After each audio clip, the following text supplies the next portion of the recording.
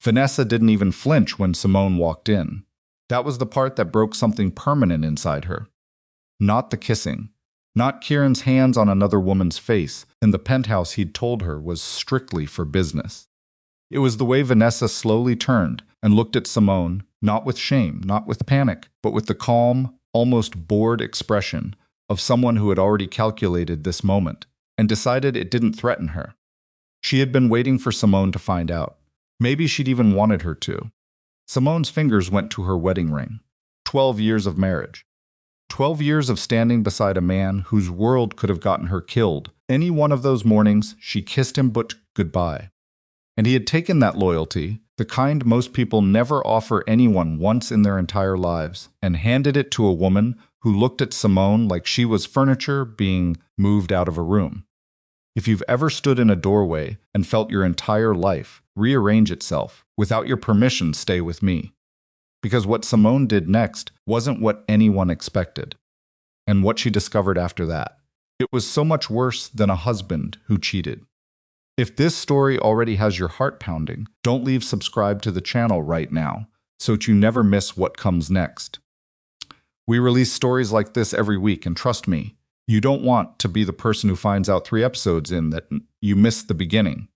Hit that like button, drop your city and country in the comments. I genuinely want to see how far this story travels. Now let's get into part 1. Simone Harrow did not grow up with money. That was the first thing people always got wrong about her. When she walked into a room, and she knew how to walk into a room, people assumed she had been polished, somewhere expensive. Private schools, European vacations, a father who wore cufflinks. The way she held herself, the way she chose her words with the quiet precision of someone who had learned that silence was often more powerful than speech. It all read like inherited elegance. But Simone had grown up in a 2-bedroom apartment in South Chicago, with a mother who worked double shifts at a hospital, and a father who had the kind of ambitions that never quite matched his follow-through. She learned to iron her own clothes perfectly because she couldn't afford to let anyone see a wrinkle. She learned to read a room before entering it because in the neighborhood where I grew up, reading a room correctly sometimes meant avoiding a situation that could go sideways fast. She was 24 when she met Kieran Vale. She had been working for a property management company, at the time the kind of mid-level office job that pays your rent and slowly drains your patience. Kieran came in for a meeting about a commercial lease on a building his company was acquiring. She wasn't supposed to be in that meeting. She was covering for a colleague who had called in sick. Kieran Vale walked in 12 minutes late, shook exactly 2 hands, sat down, and within 90 seconds had identified a flaw in the contract language that their legal team had missed. Simone, sitting in the corner taking notes, had caught the same flaw 6 minutes earlier and said nothing because she wasn't sure it was her place to speak. After the meeting, Kieran stopped beside her desk. "You caught it too," he said. It wasn't a question. She looked up at him. The indemnification clause. He studied her for a moment with those dark, measuring eyes that she would spend the next 12 years learning to read. "Why didn't you say anything?" "Because it wasn't my meeting." He tilted his head slightly. It could be. That was Kieran Vale at 31. Certain, decisive. The kind of man who walked through a room and reorganized the gravity of it without seeming to try. 6 months later, she was working for him. A year after that, they were in love.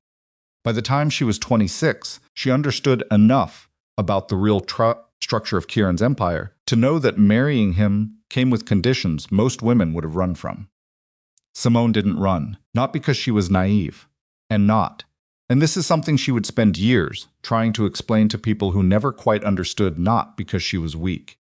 She stayed because she made a clear-eyed decision with full information, and because the man she chose to love had made her a single promise she believed in completely. "Whatever happens in my world, I will never betray our marriage."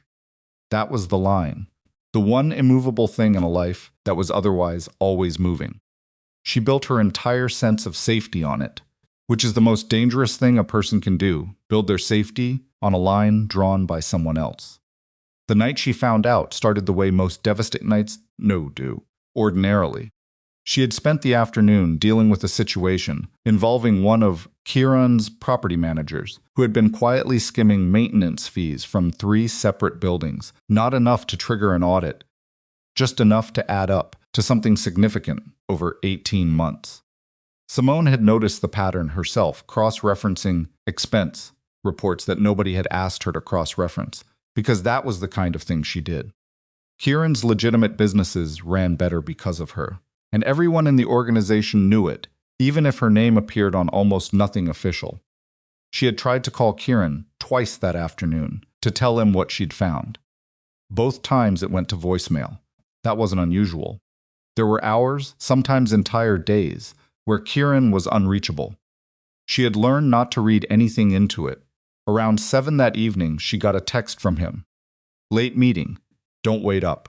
She'd read those 4 words so many times over 12 years that they'd stopped registering as a sentence and had become more like ambient noise, the kind of sound you only notice when it stops. But something about that particular evening felt different. She couldn't name it. It was the specific quality of silence in the house, maybe. Or the fact that she'd been sitting with the property manager's skimming records spread across her desk for 3 hours and kept thinking about patterns. Patterns in numbers, patterns in behavior, the way certain kinds of dishonesty had a recognizable shape if you looked long enough. She decided to bring him the files in person. The penthouse on Michigan Avenue was used for what Kieran called strategic meetings conversations that couldn't happen in the main offices, with men whose names never appeared in any of his company's official structures. Simone had been there dozens of times. She knew the building's security team by name. She had a key card. She dressed quickly, grabbed the files, told herself she was being efficient, not impulsive. She was being impulsive. The elevator to the penthouse floor moved slowly, the way expensive elevators always do, as if the mechanism understands it's carrying people to places that matter, and has chosen to be deliberate about it. She heard the laughter before the doors finished opening. It was a specific kind of laughter, low and easy and unguarded, the sound of 2 people stopped forming for each other and started existing together. Simone had heard Kieran laugh like that exactly 4 times in their marriage, always late at night when it was just the 2 of them and his guard was completely down. Her brain tried to construct a reasonable explanation.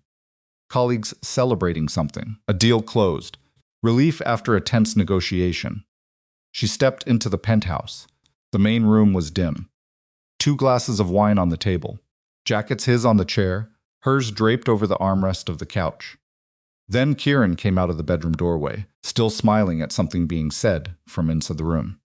He was half-turned, head angled back toward whoever was speaking, the posture of someone completely at ease in the space. He didn't see Simone for 3 full seconds. In those 3 seconds, she had time to observe everything. The way he was standing loose, relaxed, the specific body language of a man in private. The second glass of wine. The jacket that was too small to be any of his lieutenants. The bedroom door that was almost but not quite closed. Then he turned. The smile left his face like a light switch. They stared at each other across the room. Vanessa Rourke appeared in the bedroom doorway a moment later. She was still adjusting the sleeve of her blouse, and her hair was slightly different from how she'd worn it at dinner in the Vale home 2 weeks earlier, when Simone's had personally poured her a glass of wine and asked about her family in Boston. Simone looked at Vanessa. Vanessa looked at Simone. And Vanessa did not look sorry. That was the moment. Not the worst pain Simone had ever felt. Pain like this tends to arrive in waves. Not all at once, and the first wave is usually shock rather than grief. But it was the moment that split her life cleanly into before and after, the way certain moments do. The kind that you can point to later and say, I was one person on that side of it and a different person on this side. Kieran said her name. Simone was already moving. She set the files down on the marble table near the entrance neatly, because even in that moment, her hands needed something to do that made sense. Her wedding ring was on her right hand before she was fully aware she'd removed it. She placed it beside Kieran's phone. She looked at it for 1 second. Then she walked toward the elevator. Simone, his voice behind her. The sound of his footsteps. Simone, wait, let me... She pressed the button. Talk to you. Please just let me explain. The doors hadn't opened yet. She stood with her back to him and felt him stop a few feet behind her, close enough that she could hear him breathing. That particular pattern of breathing, she knew, and he was trying to stay controlled, trying to think, trying to find the angle. She turned. Kieran's face was doing something she hadn't seen in years. It was cracking. The architecture of control and composure that he wore so naturally it had become his actual face. She could see it fracturing in real time, the way ice sounds right before it breaks. You spent 12 years, she said, and her voice was steady, which surprised her, teaching me to never ignore what I see with my own eyes. He opened his mouth. She turned back to the elevator as the doors slid open. Simone, please, she stepped in. I taught you that because I needed you to be safe, he said. The doors closed between them. She sat in her car in the building's parking garage for 22 minutes before she trusted herself to drive. She didn't cry. She wanted to, could feel it pressing behind her eyes and in her throat, but the tears wouldn't come, not yet. What she felt instead was a particular kind of cold clarity. The feeling she'd had once years ago, when she'd nearly been in a car accident, and time had slowed down around her, to the point where she could see everything in perfect detail, but couldn't quite feel her own hands. She kept thinking about Vanessa's face. Not Kieran's. Vanessa's. That looked the absence of shame, the stillness. Simone had spent a lot of time around people who lied for a living. In 12 years of being Kieran's wife, she had sat across tables from men whose entire existence was constructed from strategic deception, and she'd learned to read the small tells that appeared when someone was genuinely caught off guard versus when they were performing surprise. Vanessa Rourke had not been surprised. Simone filed that fact away, without fully understanding yet why it mattered. She drove home through the rain. The city lights blurred in the windshield. She passed 3 intersections on autopilot, then made herself slow down and actually look at the road, because whatever happened next, she needed to be physically intact for it. The house was enormous and dark when she pulled into the driveway. They had bought it 7 years ago. Simone had found it, negotiated the price, overseen the price, chosen every detail of the interior, with the exception of Kieran's private study. It was the kind of house that felt different, depending on who was in it. Full of Kieran, it could feel like the center of something. Empty of him, it just felt large. She walked through it room by room and thought about every decision she'd made inside these walls. Then she poured herself a glass of water, not wine. She needed to think, sat at the kitchen table, and made 2 phone calls. The first was to her sister in Atlanta, who answered on the 3rd ring, with the immediate alert of someone who knows their sibling well enough to recognize a crisis in a single syllable. Simone, it's almost midnight, I know. What happened? It wasn't a question. I need you to not panic, Simone said. When someone says that, I always panic. Kieran had a woman in the penthouse. A long silence. Say that again. You heard me. Another silence. Then her sister said very carefully, Are you somewhere safe? I'm home. I'm not going to do anything stupid, Simone said, because she knew what her sister was actually asking. I just needed someone to know. Okay. Her sister's voice steadied, shifted into the register Simone thought of as her operational mode, the same tone she used when she was managing a crisis at work, focused and stripped of anything extra. Okay. What do you need right now? Simone thought about it honestly. I don't know yet. I think I need to sleep and then figure out what I actually know versus what I think I know. Her sister paused. That sounds very you. Is that a criticism? No, it's not. Another pause. Call me in the morning, I will. Simone? Yeah. I'm sorry, she sat with that for a moment. Me too. The second call she made was to her personal attorney, a woman named Patricia Ossie, who had been handling Simone's individual legal affairs, separate from Kieran's organizational lawyers, for the past 4 years. Simone had set that up quietly, after a conversation with one of Kieran's former associates who had made an offhand comment about how the wives were always the last to have any independent legal standing when things went wrong. Simone had filed it away at the time as something she probably didn't need. It turned out to be one of the smarter things she'd ever done. She left Patricia a message. Short, clear, told her she needed to talk first thing in the morning. Then she went upstairs and lay down on top of the bed without changing her clothes and stared at the ceiling and waited for sleep that didn't come for a long time. Kieran arrived at the house at 3 in the morning. She heard the security system announce his entry, heard him come up the stairs. She kept her eyes on the ceiling and her breathing even. He stopped in the doorway of the bedroom. She didn't move. "I know you're awake," he said. She said nothing.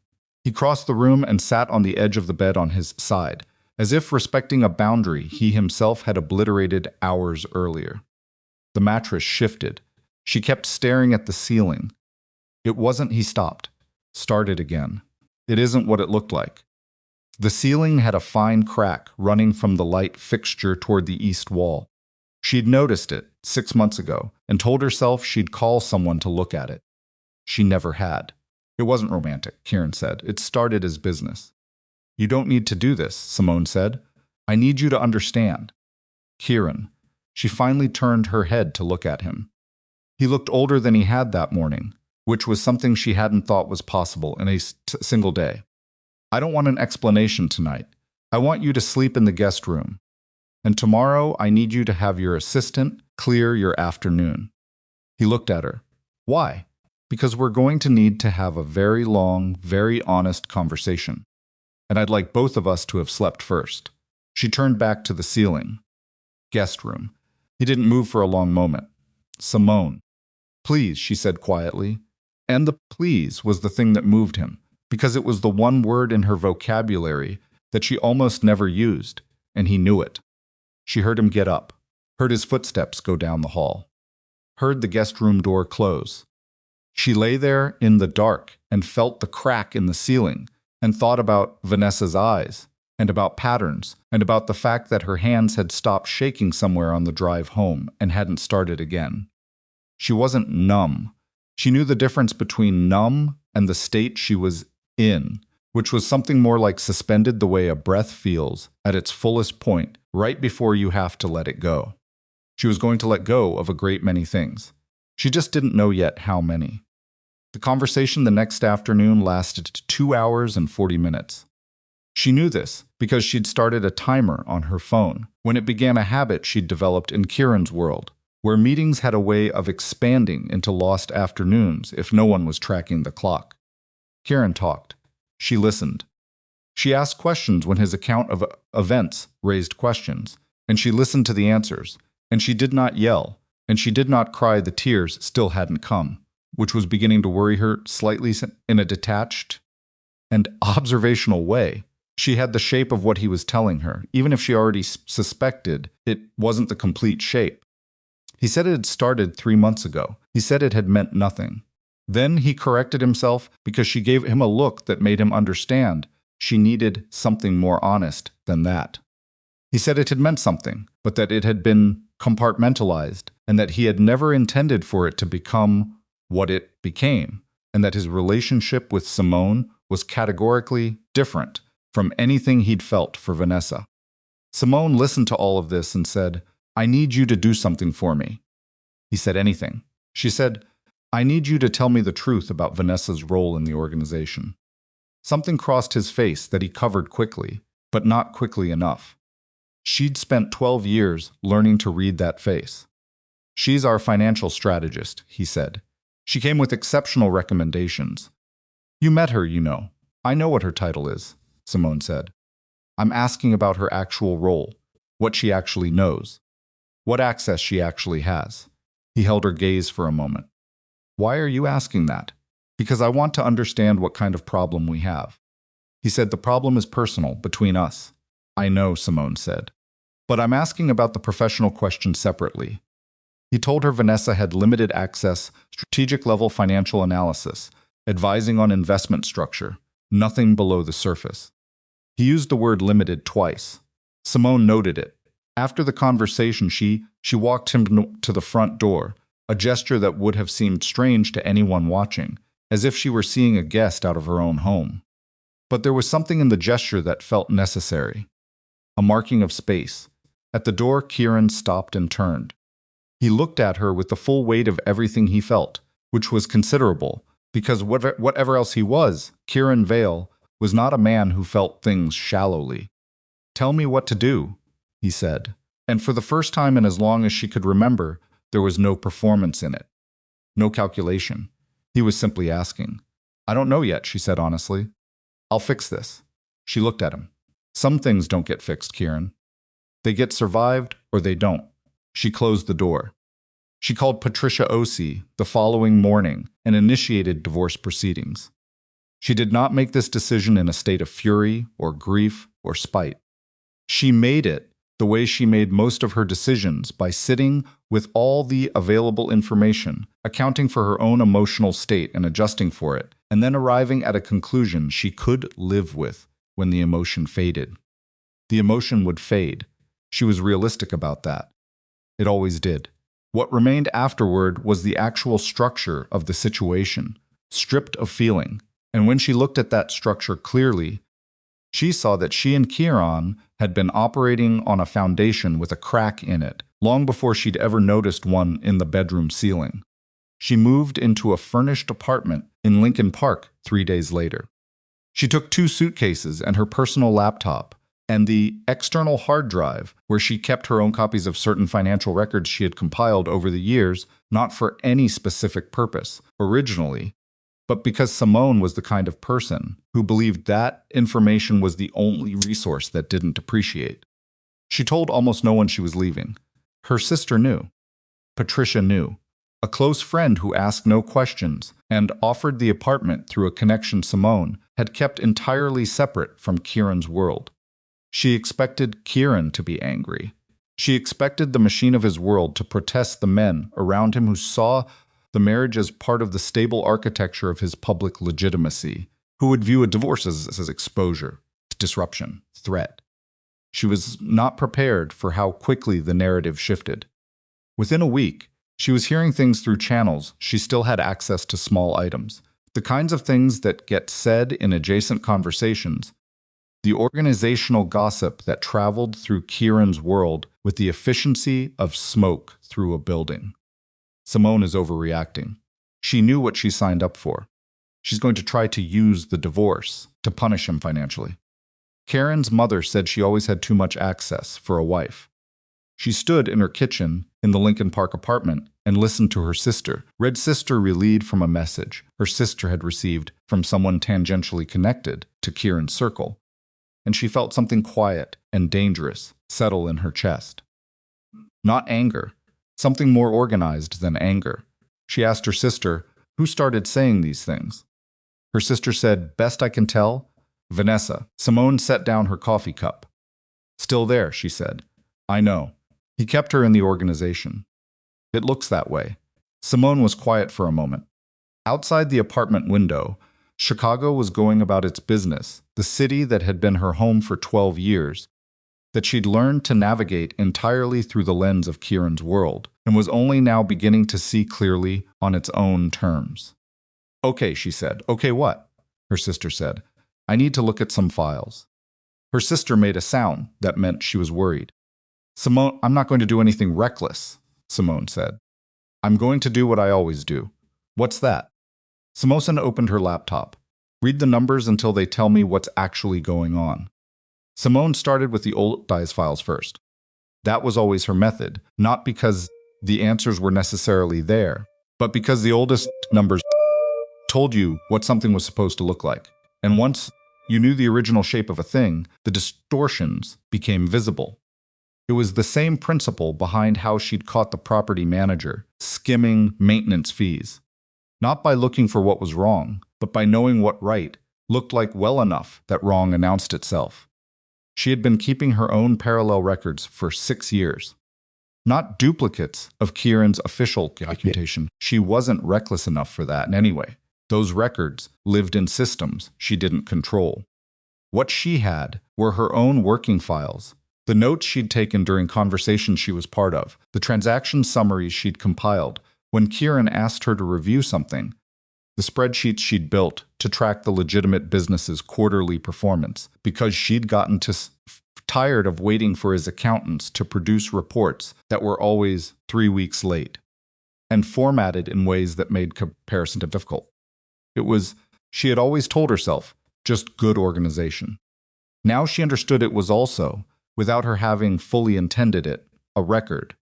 She opened the earliest file from the period when Vanessa Rourke had been brought into the organization 7 months ago, the initial consultancy agreement that Kieran's chief financial officer had circulated to the senior team.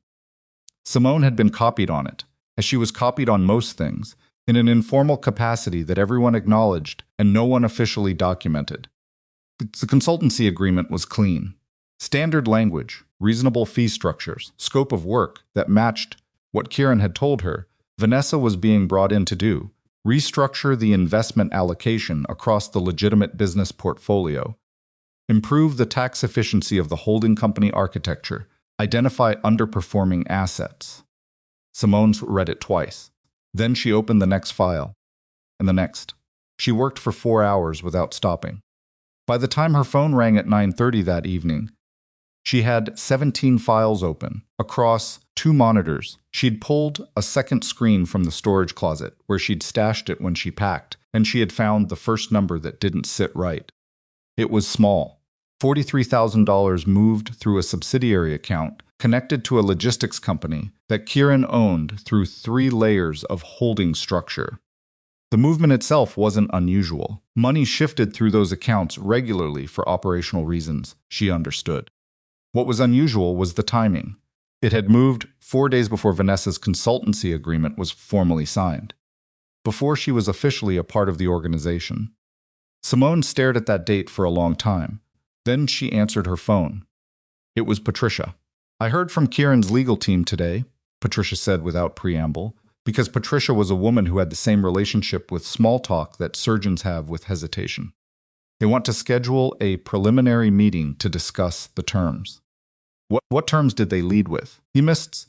"They're proposing an asset division that gives you the residential properties and a lump settlement.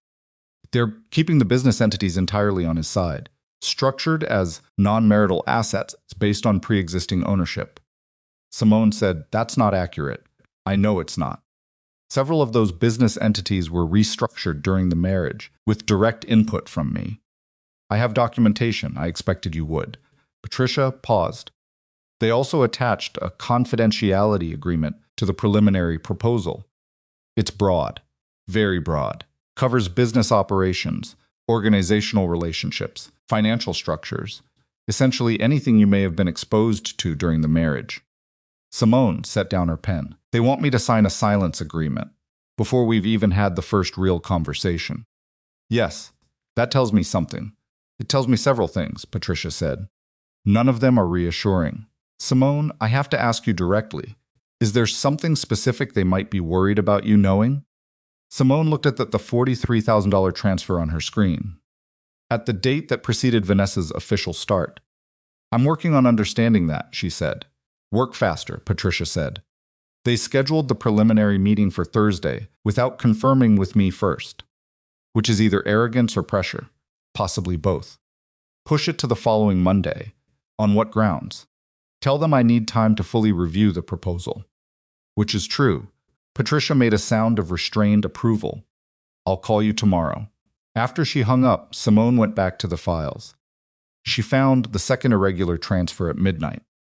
Then the third and fourth in the early hours of the following morning, by which point she had a pot of cold coffee on the counter that she'd stopped tasting 2 hours earlier, and her eyes felt like sandpaper.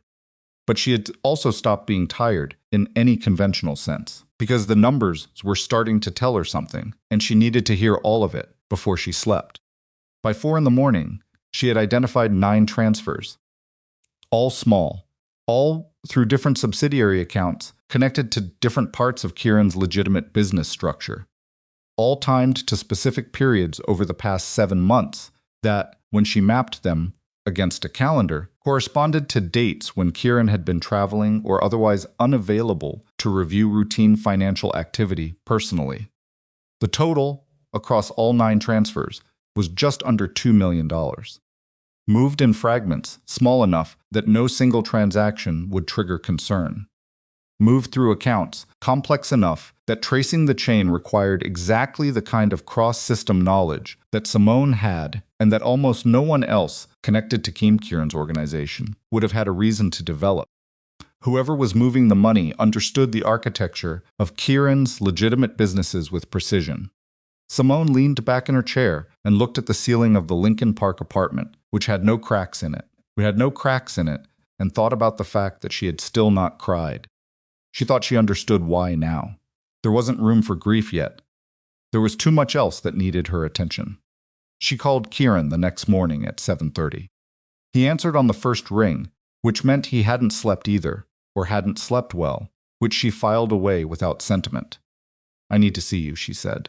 "Not about the divorce. About something else." A pause where? Not the house. Not the penthouse. She thought for a moment. The River North office. Conference room B, 10 o'clock. Another pause longer. "Simone, what's going on?" 10 o'clock, she said, and hung up.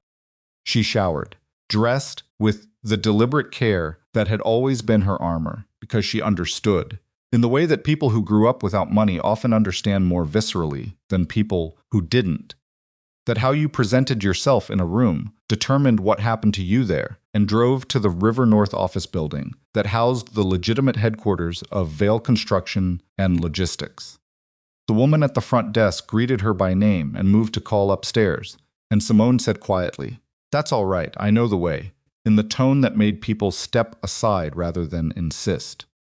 Kieran was already in conference room B when she arrived. He was standing at the window with a coffee cup and the expression of a man who had been doing his own sleepless calculating and had not yet arrived at a conclusion he liked. He turned when she came in. She set her laptop and a printed summary on the conference table and sat down. "Close the door," she said. He did. "Sit down." He looked at her for a moment with something that might have been the beginning of the old frustration. He was not a man who received instructions comfortably and then sat down across from her. She turned the printed summary toward him. 9 transfers, she said, over 7 months, slightly under 2 million total. All routed through your legitimate subsidiary, accounts in fragments below the threshold that would require your direct sign-off. Kieran looked at the paper. His face didn't change in any way she could read immediately, which meant he was controlling it. He was very good at controlling his face. She was better at reading it than he realized. "Where did you get this?" he said. His voice was level. "From my own records. I've been maintaining parallel documentation of the legitimate business financials for 6 years. You knew I was doing it. You've referenced my files at least a dozen times when your accountants were slow." He looked up from the paper. "These are Vanessa's transfers. Some of them are authorized with codes that trace back to her access level," Simone said. "But not all of them. 2 of them were authorized with codes that trace back to your CFO. And one," she tapped the relevant line on the summary, "was authorized with a code that I don't have on record as belonging to anyone currently in your organization." Kieran was very still. "Who would have an access code that you don't have on record?" she asked. He set down his coffee cup. "Say what you're saying," he told her.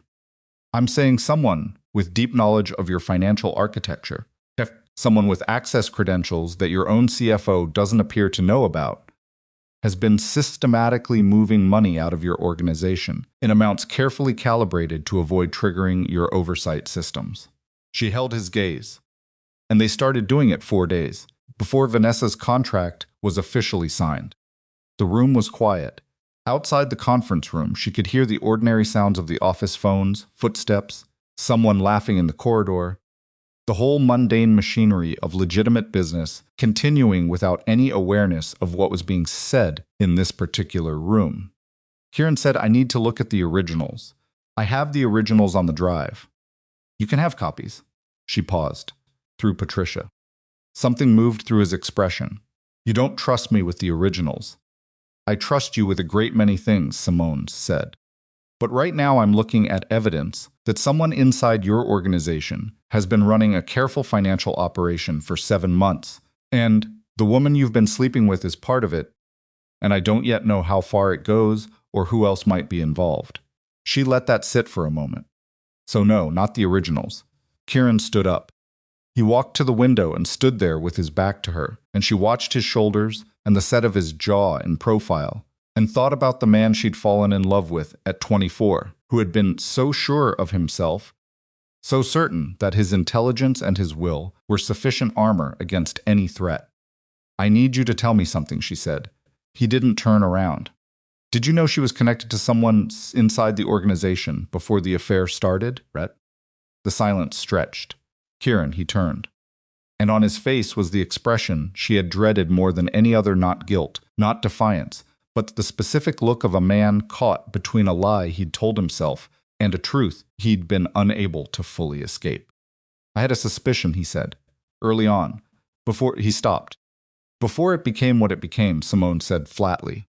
"I thought I could manage it, keep her close, watch her access, figure out what she was actually doing from this inside." Simone looked at him. "You thought you could use the relationship to gather intelligence on her," she said. "And then, somewhere in the middle of that, it stopped being strategy." He didn't answer Kieran. Her voice was not gentle and not cruel. It was the voice she used when she needed someone to hear exactly what she was saying, without the interference of how they felt about it. "You suspected she was working against you, and instead of telling me, or removing her, or going to anyone who could have helped you deal with it cleanly, you decided you could handle it yourself, privately, and you let it go on for months. I was protecting you," he said. "From what? From knowing that your organization was under threat? I've known about threats to this organization for 12 years. I've helped manage the consequences of half of them." She stood up. "You weren't protecting me. You were protecting your own sense of control. And while you were doing that, someone was moving $2 million out of your accounts, and you didn't catch it." He flinched. It was small, a tightening around his eyes, a fractional change in his posture. But she saw it. She'd always been able to see it. "I need to know his name," she said. Kieran looked at her sharply. "What?" "The person she's working with. Someone had to be directing this from inside the organization, someone senior enough to have access codes your CFO doesn't recognize. Someone who understood the account structure well enough to design a transfer pattern that would stay under your threshold. That's not Vanessa. She's been in this organization for 7 months. She's talented, but she didn't build this herself." Simone picked up her bag. "Who is it?" Kieran was looking at her with an expression she couldn't immediately categorize. Subselps. It was somewhere between something like fear and something like the particular form of admiration that only appears in people who have badly underestimated someone they should have known better. He said a name, Darius Kane. Simone repeated it quietly. "Once. The way you repeat the name of something that makes sense of a lot of things all at once." "Your underboss," she said. "My most senior underboss," Kieran said. The one who's been with the organization for 18 years. The one I've been grooming to manage the Chicago operations independently. The one who would have the most to gain if the organization collapsed and then had to be rebuilt under new leadership." Kieran's jaw was tight. "Yes," Simone nodded slowly. "And you're only telling me this now. I wasn't certain until—" "You're still not certain," she said. "You're telling me this now because I just showed you $2 million in transfers, and one of the access codes belongs to someone you can't account for, and you're doing the math." She looked at him steadily. "I'm already ahead of the math, Kieran." She picked up her laptop. "Simone." His voice had changed. The controlled thing was gone from it. "What are you going to do with those files?" "Right now? I'm going back to the apartment to look at the rest of them." She moved toward the door. "I found 9 transfers. I haven't finished looking. If Darius finds out you're looking at this, then you should probably make sure he doesn't find out." That's not— He stepped forward, not aggressive, not blocking her, but present in the way that Kieran was present when he was genuinely scared and had run out of ways to perform otherwise. "Simone, listen to me. If this is what I think it is what Darius is planning, this isn't a financial dispute. This is an organizational overthrow. And if he figures out that you have financial evidence connecting him to it, he will not treat you as Kieran Vale's estranged wife. He will treat you as a threat." She looked at him. "You should have thought about that," she said quietly, "before you made me one." She found the rest of the transfers over the next 3 days. Not 9, 26. The total was not 2 million. It was closer to 9. The picture that emerged from 26 transfers, cross-referenced against her calendar notes, against the dates of Kieran's meetings and travel. The quarterly performance reports she'd been tracking for years was so methodical and so deliberate that she had to sit with it for a full hour before she could trust her own analysis. This was not opportunistic theft. This was a decommissioning. A slow, careful draining of the emergency reserves and liquidity buffers that Kieran's organization maintained to survive exactly the kind of crisis that Darius appeared to be planning to engineer. The federal investigation pressure on Kieran's operation had been increasing for the past 18 months. She knew this from things she'd heard and things she'd pieced together. Darius, who was senior enough to know the structural vulnerabilities of the operation better than almost anyone, was positioning for the moment when that pressure reached a breaking point. When it did, and when the emergency accounts were already drained, the organization's ability to weather the crisis would be crippled. In the chaos that followed, Darius would move. She was still sitting with that picture, still running the numbers one final time to be certain when the door of her apartment opened. Not with a key, with the specific sound of a lock being worked by someone who knew what they were doing. Simone closed her laptop in one motion and had her phone in her hand before the door swung open. Two men entered. She didn't recognize either of them. They were not the kind of men you recognized. That was the point of them. The shorter one said, "We're just here to pick something up. Don't make it complicated." She looked at them. Her phone was in her hand. She had Kieran's number in the recent calls. The taller one was already moving toward her desk, toward the external hard drive, toward the printed summaries stacked beside her laptop.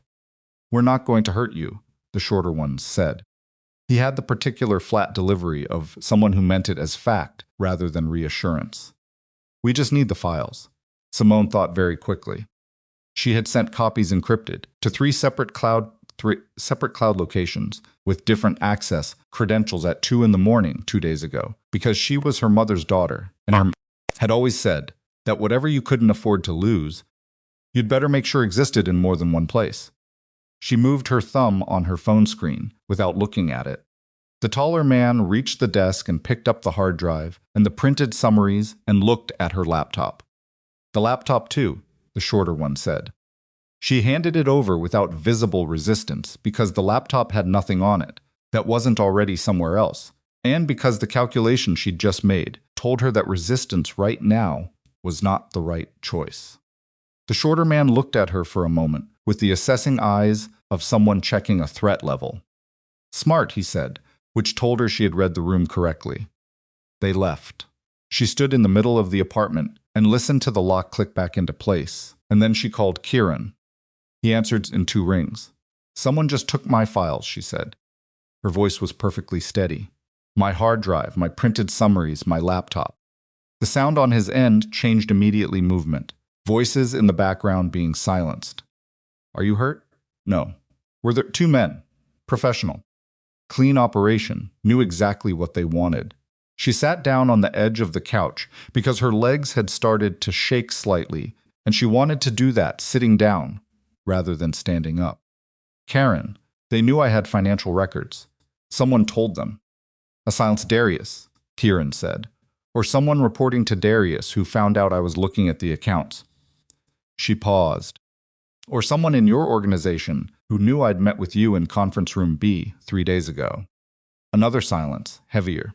"Simone," he said, and his voice had the quality she recognized from the very worst moments she'd witnessed in their marriage, stripped of everything down to the raw material underneath. "I need you to come back to the mansion until this is resolved." "It's not safe. I'm not coming back to the mansion as your wife," she said. "I'm not asking you to. I'm asking you to let me keep you safe while I deal with this." "They took the wrong copy," she said. "A beat." "What?" "The files they took. They were not the complete files. I sent encrypted copies to 3 separate locations 48 hours ago." She heard his sharp intake of breath. "I still have everything, Kieran.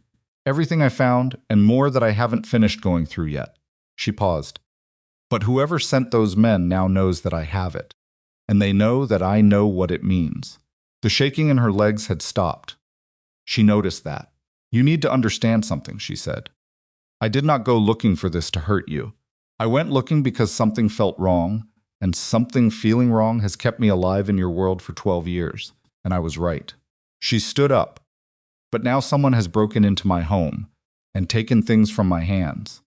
And whatever I was willing to do or not do before that happened, I am telling you right now that the calculation has changed. I know, he said quietly. I need you to set a meeting, she said. Not with me, with your people, the ones you're certain about. She picked up her coat from the chair. And I need you to do it without going through any channel that Darius or Vanessa has ever had access to. Simone, can you do that? He was quiet for a moment. When he spoke again, his voice was different, not softer, but reoriented. The shift she'd seen in him a handful of times over 12 years, when he set aside everything that was personal and moved into the specific mode of a man who had survived a great many threats by, thinking faster and colder than the people who posed them. Yes, he said. Good. She buttoned her coat. Because I'm not running and I'm not hiding, and whoever decided I was safe to rob, because I was just the estranged wife, made a very significant error in judgment. She picked up her bag, the one with the burner phone she'd bought 2 days ago, and the backup drive she'd kept in a separate location since the morning after the conference room meeting, and the printed summary she'd kept at a different address entirely because she was her mother's daughter, and she had never once in her life put everything she had in one place. I'm going to finish going through the rest of the numbers. When I do, we're going to need to talk about what comes next. She walked to the door, and Kieran. She stopped with her hand on the handle. The next time someone underestimates what I know and what I'm capable of, I need you to let them.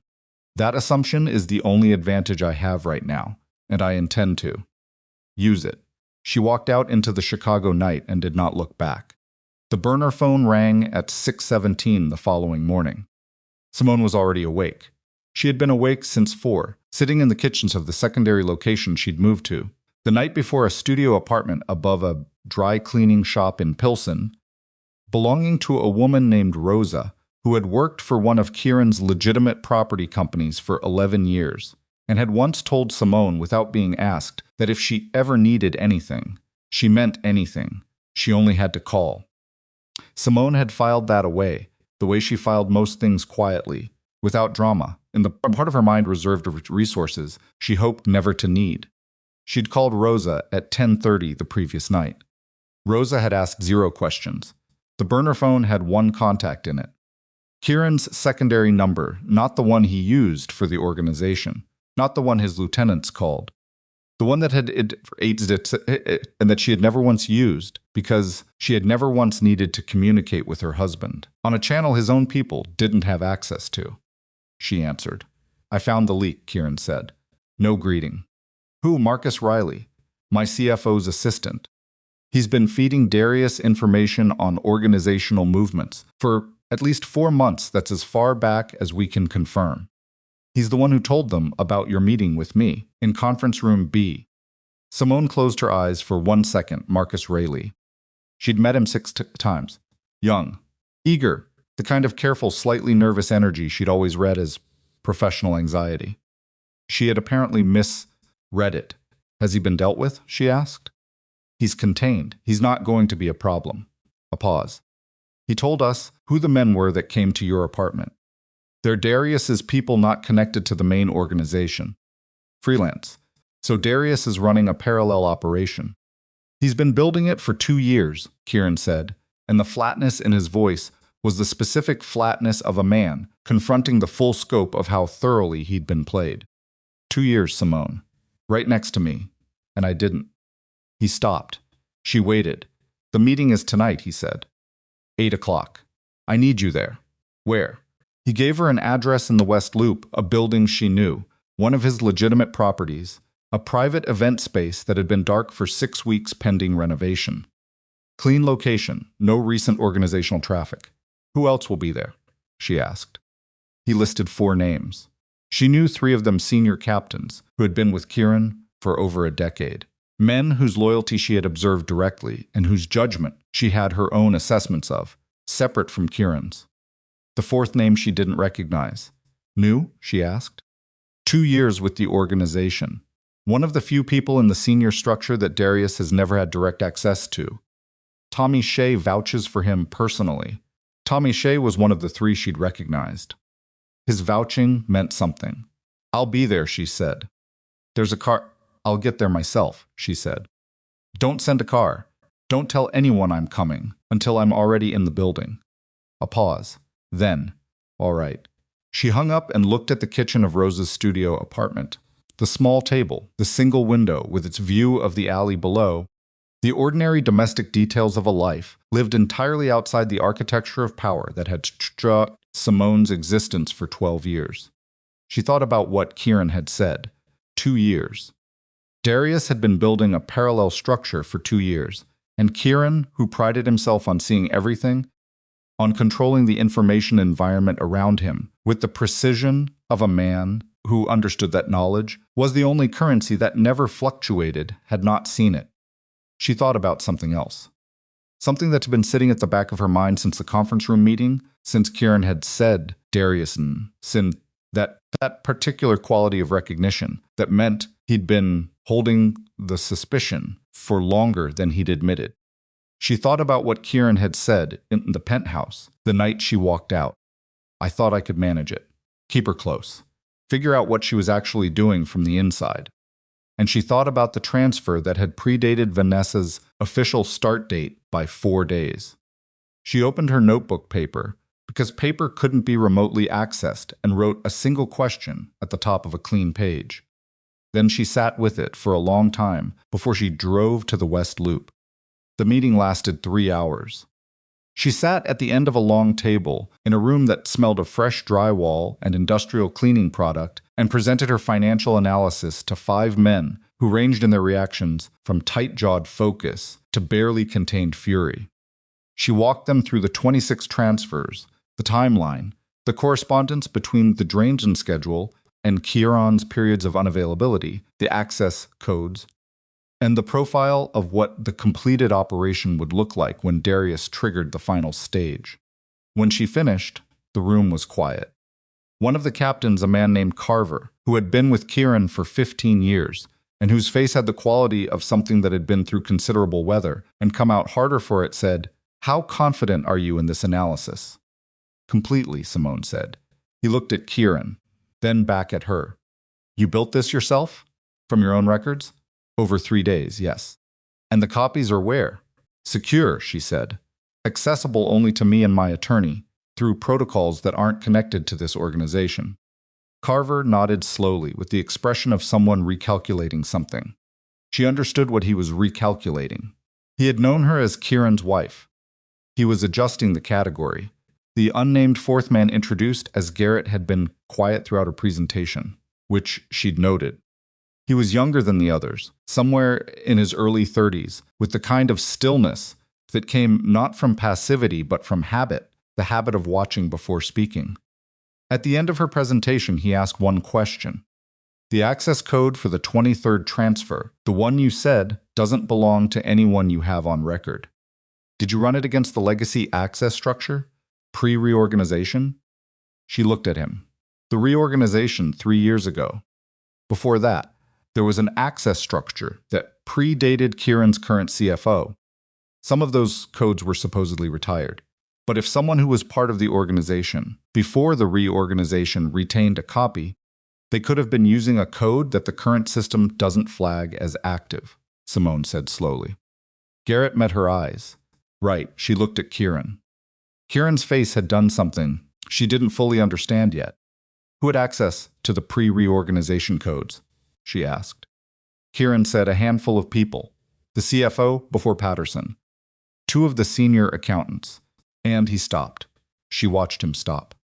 And she said, he looked at the table and Darius. Darius was involved in designing the original access structure. "So Darius has been using a ghost code," Carver said. "One that exists in the system but doesn't appear in the current active registry." Which means, Simone said, that when your current financial team reviews access logs, they're looking at an incomplete picture. They can see that a transfer was authorized. They can see that it came from within the system. But the code itself reads as an administrative artifact, not an active user. The room was quiet again. "He built himself a door," Garrett said. before anyone thought to count the doors. They were 40 minutes into planning a response strategy when Simone's burner phone vibrated against the table. She looked at the screen. Unknown number. A text message containing a photograph. She opened the photograph. It took her 3 full seconds to understand what she was looking at. When she did, she set the phone face down on the table with a precision that required deliberate muscular effort, because what her hands wanted to do was something entirely different. And she had not come this far and done this much careful work to lose control of her hands in a room full of men who were watching her. "Excuse me for a moment," she said. She stood up and walked out of the meeting room into the darkened corridor beyond, where the renovations materials were stacked against the walls, and the emergency lighting threw everything in a flat, institutional yellow. She picked up the phone again. She looked at the photograph again. It was a document. Specifically, it was a transfer authorization, a single transaction for $400,000, moving from one of Kieran's subsidiary accounts into a numbered account she didn't recognize. The authorization code on it was one she recognized. It was her code, the one she'd used when Kieran had given her limited administrative access to legitimate business accounts 4 years ago, so she could review transactions directly rather than waiting for reports. The access she'd used exactly 17 times in 4 years, always for review purposes, never for authorization of movement. Her code, on a transfer she had not made, dated 6 weeks ago. The message beneath the photograph contained 11 words. "You found our money, now we've found yours. Come alone or we share this." She stood in the yellow corridor and breathed. In through her nose, out through her mouth. The concrete wall in front of her had a hairline crack running along the baseboard, and she focused on it the way she'd focused on the ceiling crack in the mansion bedroom. Because her mind needed something external and precise to anchor to while the rest of it worked through what had just happened. Someone had used her access code to authorize a fraudulent transfer. Someone had been saving that, holding it in reserve, not using it, waiting for the moment when Simone became a threat significant enough to require neutralizing. Waiting until she'd found enough of their operation to matter. Waiting until she was in a room with Kieran's most trusted people, presenting evidence, being taken seriously. And then they'd sent it. "You found our money. Now we've found yours." The framing was elegant, and she hated herself for registering that. A fraudulent transfer authorized with her legitimate code would not just compromise her credibility in that room, it would transform her from a witness into a suspect. It would give Kieran's people reason to doubt everything she'd just shown them. It would give Darius's lawyers, if this ever reached a legal proceeding, a counter-narrative of stunning simplicity. Simone Vale, bitter in her divorce, had been stealing from the organization, and when she was caught, she'd constructed an elaborate counter-accusation. 12 words and a forged document, and the 26 transfers she'd spent 72 sleepless hours reconstructing could be repositioned as the work of someone protecting herself. She went back into the room. She sat down. She picked up her notebook and wrote the account number from the photograph from memory. She had an excellent memory for numbers, always had. It was one of the things that had made her useful in Kieran's world, and then she set the pen down and looked at Kieran. "We have a problem," she said. She explained it without inflection, without visible distress, because the men in this room needed to see steadiness, and she was going to give them steadiness, and even if she had to build it in real time out of whatever she had available. She showed them the photograph on the phone. She explained the code, the access history, the implausibility of her using it to steal from an organization she'd been loyally supporting for 12 years. She noted that the account number the forged transfer moved money into was one she didn't recognize, which an actual thief would presumably have been able to identify. When she finished, Carver said, "When did they send this?" 12 minutes ago. During the meeting, yes. He looked at Kieran. Something passed between them, the rapid, wordless communication of men who have survived a great many situations together. "They have a listener," Garrett said quietly. The room got very still. "Not in this room," Kieran said immediately. "Kieran." Simone's voice was measured. "They sent this during the meeting, not before it. Not an hour ago. 12 minutes ago while I was actively presenting financial evidence against Darius's operations in this room. She looked around the table. Either they've had this document prepared and waiting, and they triggered it on a schedule, or someone in, or connected to this meeting, informed them that the moment had come. Nobody spoke. She watched the men in the room watch each other. Watched the recalibration happen in real time.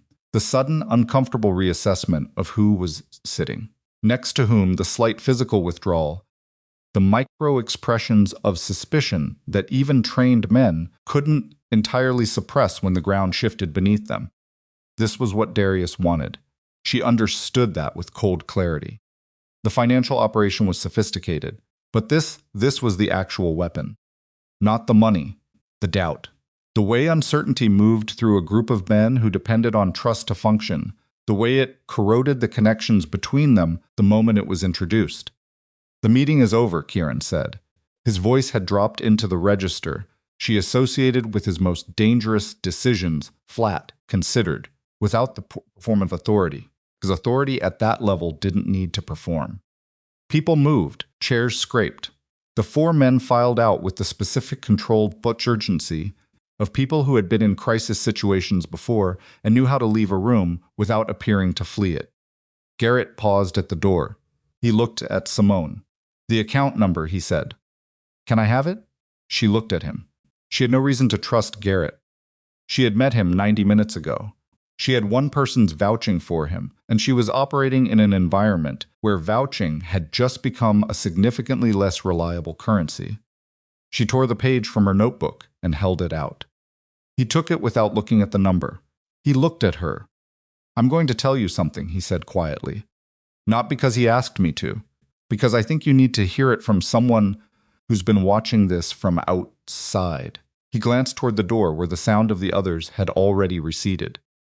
Darius has been moving toward this for 2 years. Part of his strategy, a significant part, has been making sure that when the moment came, the people when the moment Kieran, would have reason to question each other, instead of him. The forged document isn't about you specifically. It's about making sure that even you, the one person who's actually been doing the work of exposing him, can't be fully trusted. He paused. He's been building that document for a while, which means he knew you'd eventually find the transfers. He planned for you. She absorbed this. "He planned for me specifically?" she asked. "He planned for whoever Kieran would turn to," Garrett said. He just didn't anticipate that person would have 6 years of parallel documentation that he couldn't account for. The faintest shift in his expression. Not quite a smile, something more restrained. You went further than he expected. He left. She stood alone in the room with the drywall smell and the yellow light and let herself feel the full weight of what he'd said. Darius had known someone would eventually look at the transfers. He had built a counter-narrative in advance. He had her access code, which meant at some point in the past 4 years, someone had accessed her credentials, either by being physically present with her device or by having someone with the right technical capability harvest it from the system. She pulled out her notebook again and added a second question beneath the first one she'd written that morning. Then she sat down in the empty room and called Patricia. "I need you to do something outside our normal process," she said when Patricia answered. "That's a sentence that makes me deeply uneasy," Patricia said. "Continue. I need you to engage a forensic financial analyst. Independently. Someone with no prior connection to the Vale organization or anyone connected to it. I need them to authenticate a document for me and trace an account number. Tonight, if possible. Simone, it's 9:40 in the evening." "I know what time it is, Patricia." A pause. "What's happened?" "Someone forged my access credentials on a financial document and sent me a copy of it while I was in a meeting presenting evidence against the person I believe is responsible for the forgery." She said it evenly, because saying it evenly was the only option. "I need the forgery documented and authenticated as a forgery before that document surfaces anywhere official, which I believe will happen within the next 24 to 48 hours. Patricia was quiet for 2 seconds. "I know someone." "He's expensive." "That's fine, Simone." Her attorney's voice shifted into a register that was personal rather than professional, the rare version of Patricia that Simone had heard only a handful of times. How serious is this? She thought about the photograph, about Garrett's words, about the 26 transfers, and the ghost access code, and the two men who had come into her apartment knowing exactly what to look for. It's the most serious it's been, she said. She drove back to Rose's apartment through streets that were wet from a rain that had passed while she was in the meeting. The city lights reflected in the puddles in long, distorted strips, and she drove carefully, observing every traffic signal, because she was acutely aware that she was alone in a car in a city where at least two people had recently entered her home without permission, and careful was now a survival behavior rather than a personality trait. She was 3 blocks from Rose's street when she noticed the car behind her. Dark-colored, maintaining consistent distance, present through 2 turns that were not on a direct route to anywhere obvious. She did not accelerate. She did not change her behavior in any way that would indicate she'd noticed. She drove 1 additional block on her planned route and then made a left turn she hadn't intended to make, keeping her speed identical to what it had been. The dark car made the same left turn. She was being followed. She felt something move through her, not panic, because panic was a luxury she'd already decided she couldn't afford, but a very clear physiological response. Her heart rate elevated, her hands gripped the wheel with slightly more pressure, and her vision sharpened to the particular quality of attention that the human body reserves for genuine threat. She called Kieran. "Someone's behind me," she said. She heard him move immediately. "Where are you?" she told him. "Keep driving. Don't go to wherever you've been staying. Drive toward the merchandise mart. She heard him speaking to someone else in rapid, low tones. "There's a parking structure on the east side, level 3. My people will be there in 4 minutes. 4 minutes is a long time. I know. Drive steady. Don't let them know you've made them." She drove steady. She counted. She kept her face forward and her speed consistent, and thought about nothing except the road and the distance and the time. The dark car stayed behind her through 3 more blocks. Then it fell back suddenly, not gradually, but with the abruptness of a decision, and turned off onto a cross street and was gone. She sat with that for the rest of the drive, because a car that follows you and then stops following you is not reassuring. It means someone decided they had enough, or that following was never the point. She pulled into the parking structure on level 3. Kieran was already there. 2 cars, 3 men she recognized from the organization. Kieran standing between them, with his phone in his hand, and an expression she had seen exactly twice before in their marriage, both times in the immediate aftermath of situations that had nearly gotten him killed. He came to her car door as she got out. "Are you all right?" "I'm not hurt," she said, which was a precise answer rather than the one he'd asked. He looked at her for a moment with that fractured ice expression, the one she'd seen in the penthouse when she'd said, "You spent 12 years teaching me to never ignore what I see with my own eyes." Under the flat yellow light of the parking structure, it looked different than it had then. It looked older. "I need to tell you something," he said. "Then tell me." He ran a hand across his face, a gesture she associated with him, being about to say something he'd spent a long time not saying. "The night you came to the penthouse," he said. "I wasn't just there with Vanessa." She went very still. "Darius was there earlier that evening. He left an hour before you arrived." He looked at her directly, the specific quality of someone making themselves hold eye contact through something difficult. "We were meeting about Vanessa. I had started to confirm what I'd suspected, that she was connected to him. We were supposed to be discussing how to manage it." Simone said nothing. "Darius, that I keep the relationship with Vanessa going. As cover, as a way to keep her inside where we could watch her, while we built a case against whatever Darius was planning." He stopped. "I didn't tell you that Darius was involved because I told myself I was protecting the operation. That the fewer people who knew, the cleaner it would be. But the truth," he stopped again. "Say it," she said. "The truth is that I convinced myself I could manage it. All of it. The operation, the relationship, Darius, you. I thought I was being strategic. And somewhere in the middle of thinking I was being strategic, I stopped being a husband." He looked at her with eyes that were doing something she hadn't seen in a very long time. "Darius knew about the affair before you did. He knew before you walked into that penthouse. He encouraged it, because he knew that if you found out, the destabilization wouldn't just be personal. It would be organizational. A fractured marriage at the center of the operation. A wife with grievances. A divorce with financial exposure. He paused. He engineered it, Simone. Not the feelings, I own those completely. But the timing, the visibility, the way it reached you. He made sure you would find out exactly when you did, in exactly the way that would cause the most damage. She stood in the parking structure and felt something shift in her chest, not the crack of something breaking, because that had already happened, but the different, subtler movement of something that had been suspended finally, irrevocably settling. She had spent 3 weeks believing she was navigating a betrayal. She was actually navigating a war, and she had been a piece on that board without knowing she was on it. He used you, she said, to destabilize me. Yes. And he used me, she said slowly, to destabilize you. Karen said nothing. The divorce. The financial exposure. My access to the organization's records during the divorce proceedings. My credibility as a wronged wife with grievances. She was working through it as she spoke, the pieces assembling themselves with the horrible efficiency of things that should have been visible earlier. If I had just been angry and hurt and tried to use what I knew to punish you financially, it would have played exactly into what he needed. It would have created legal exposure, organizational distraction, a story the media and the feds could run with. Yes, but I went looking at the numbers instead. Yes, which he planned for, which he tried to plan for, Kieran said.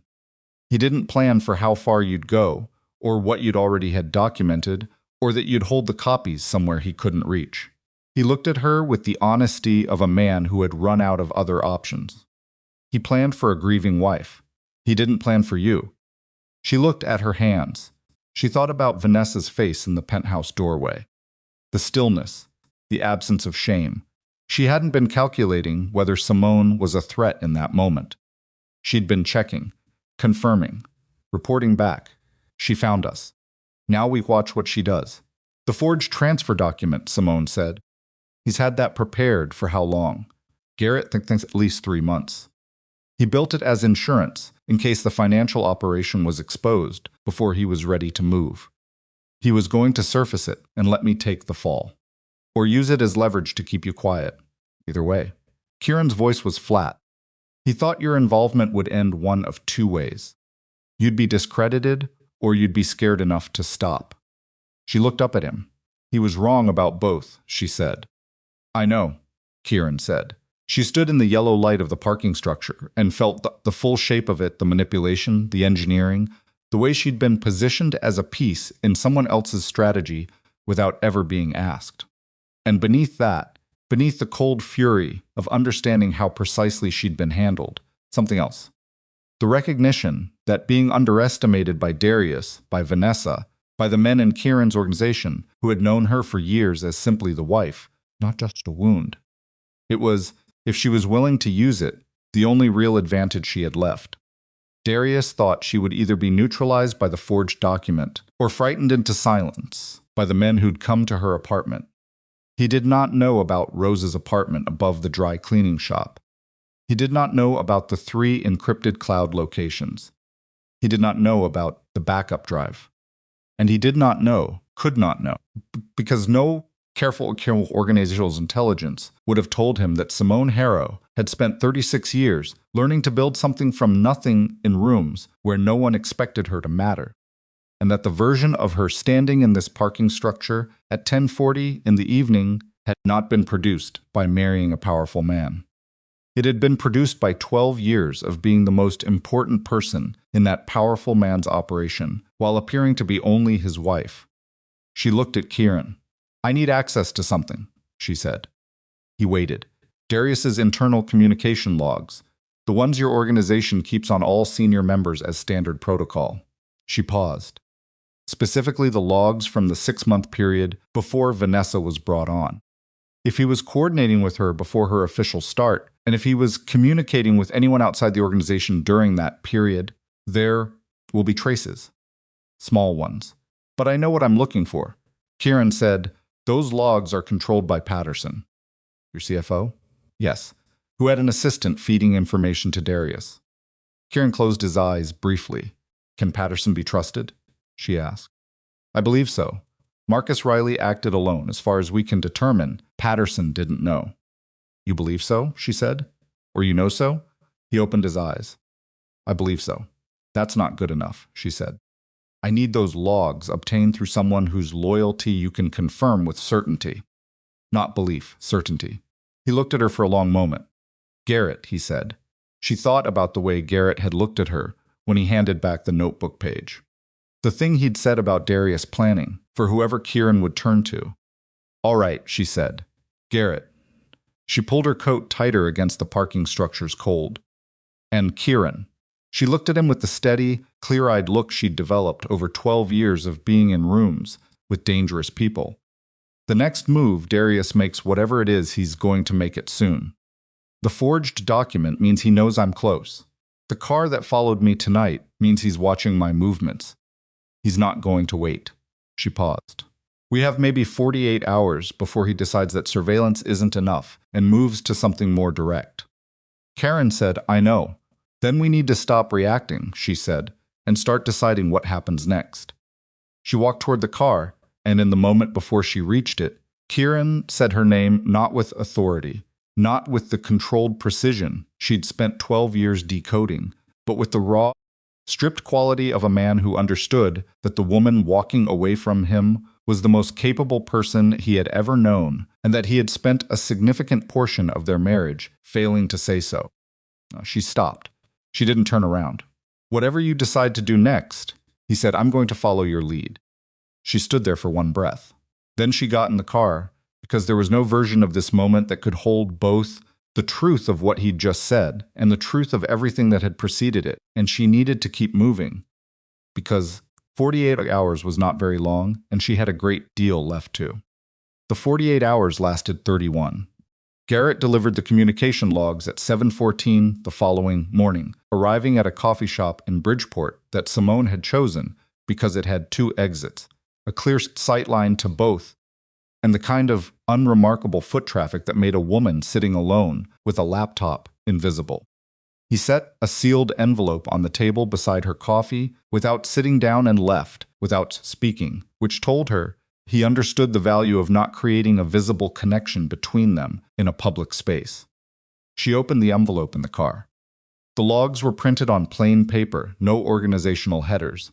The account identifiers were placed with neutral codes that Garrett had apparently cross-referenced in a separate handwritten key tucked behind the last page.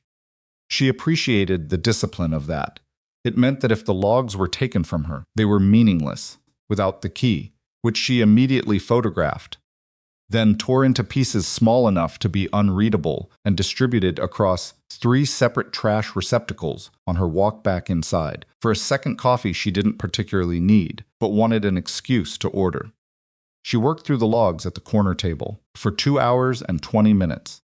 She found what she was looking for in the 4th month of the 6-month window, a pattern of communication between a coded identifier she couldn't place and an external contact number that appeared 9 times. In a 3-week period, always between 10 night and 2 in the morning, always on nights when Kieran's calendar showed organizational meetings that would have kept his attention fully occupied.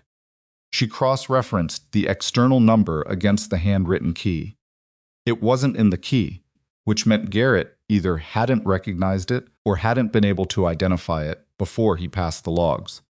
She photographed the number and texted it to the burner contact she had for Garrett. They had exchanged numbers in the parking structure the previous night, briefly, with words of efficiencies of people who understood they were entering a working arrangement and needed a channel for it. His response came back in 4 minutes, prepaid, registered to a shell. Working on it, she went back to the logs. The 9th communication in that pattern, the last one, in the 3-week window, was followed 3 days later by the first irregular transfer she had identified in her original analysis. The $43,000 movement that had predated Vanessa's official start. The sequence was now clear. 9 communications to plan the operation, then the first financial movement to test the mechanism. Someone had been setting this up from the inside for longer than 2 years. Longer than Garrett had estimated. The financial architecture, Darius had used the ghost access code, the subsidiary account routing, the fragment sizing. That kind of precision required time to build. Not months. Years. She was still looking at the logs when her burner phone rang. It was Kieran. Darius called a captain's meeting, he said. 90 minutes from now. My main conference facility downtown. She absorbed this. He's moving. He's forcing a vote. Emergency session. He's invoking organizational protocol, which means I'm required to attend, and he sets the agenda. A pause. He's going to table a motion to restructure the senior leadership under his temporary authority, citing evidence of financial misconduct at the top. The forged document, she said. He's been circulating it. Not the full document, selective pieces, enough to plant the question. His voice was controlled, but she could hear the machinery underneath it working hard. 3 of the captains have already reached out to me, asking for my response. The 4th hasn't called. Which one? He told her.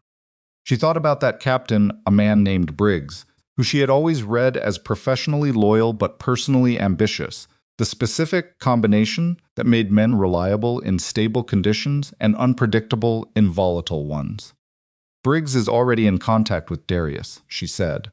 That's what I think. Then Darius has already counted the vote. He wouldn't call the meeting unless he believed he had the numbers. She set down the logs. He's not planning to use the meeting to persuade anyone. He's planning to use it as the moment of formal transfer. The vote is theater. The real move happens before or after. I know, Kieran said. Don't go, she said. A beat. I have to go. Refusing to attend is effectively conceding. I know you have to go. Don't go as the man he's expecting. She was already thinking faster than she was speaking, the way she did when the variables were moving and she needed to stay ahead of them. He expects you to arrive defensive. He expects you to contest the document, contest his authority, create conflict that looks like exactly the kind of organizational instability he's been positioning as the problem. The moment you walk in there fighting, you've given him the story. Silence. So what do I give him? Kieran said. Give him nothing, she said. Buy me time. I need 4 hours. The meeting is in 90 minutes. Then keep it moving slowly for 4 hours. Ask for detailed substantiation of every claim. Invoke your right to review anything tabled as evidence before responding to it. Use the protocol, make him follow every procedural step, which he has to do, because he invoked organizational protocol to call the meeting in the first place. He can't rush his own rules. A long pause. What are you going to do in 4 hours? He asked. I'm going to find the connection between Darius and the external number in the communication logs, she said. Because I think when I find it, it's going to tell us something that changes the shape of this entire situation. She heard him breathe. 4 hours, he said. 4 hours. She was already moving toward her car before she hung up. Garrett called her back 47 minutes later. She was parked outside a public library in the South Loop, using their Wi-Fi from the parking lot because it was a network that had no connection to anything in her life that Darius could trace, and she was running searches she didn't want attributed to any device or account she normally used. The prepaid number, Garrett said. It was purchased at a convenience store in Evanston 14 months ago. Cash transaction, no camera coverage at the register. The registration shell traces back through 2 layers to a holding company in Delaware that dissolved 8 months ago. Dead end? She said. On that thread, yes. She could hear him moving footsteps, a door, the muffled quality of someone stepping somewhere more private. But the shell company in Delaware had one director on file before it dissolved. The director's name is a nominee standard practice, means nothing on its own.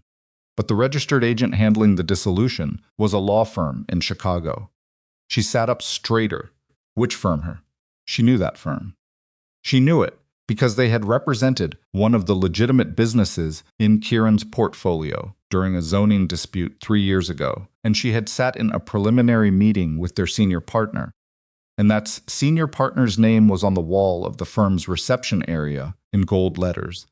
And that senior partner had spent 40 minutes in that meeting glancing at Darius Kane with the particular micro-attentiveness of someone who already knew the person they were pretending to meet for the first time. She had noticed it then and filed it away as possibly nothing. It was not nothing. The law firm represents Darius personally, she said. His estate planning. I've seen the filing. A silence. That's the connection, Garrett said.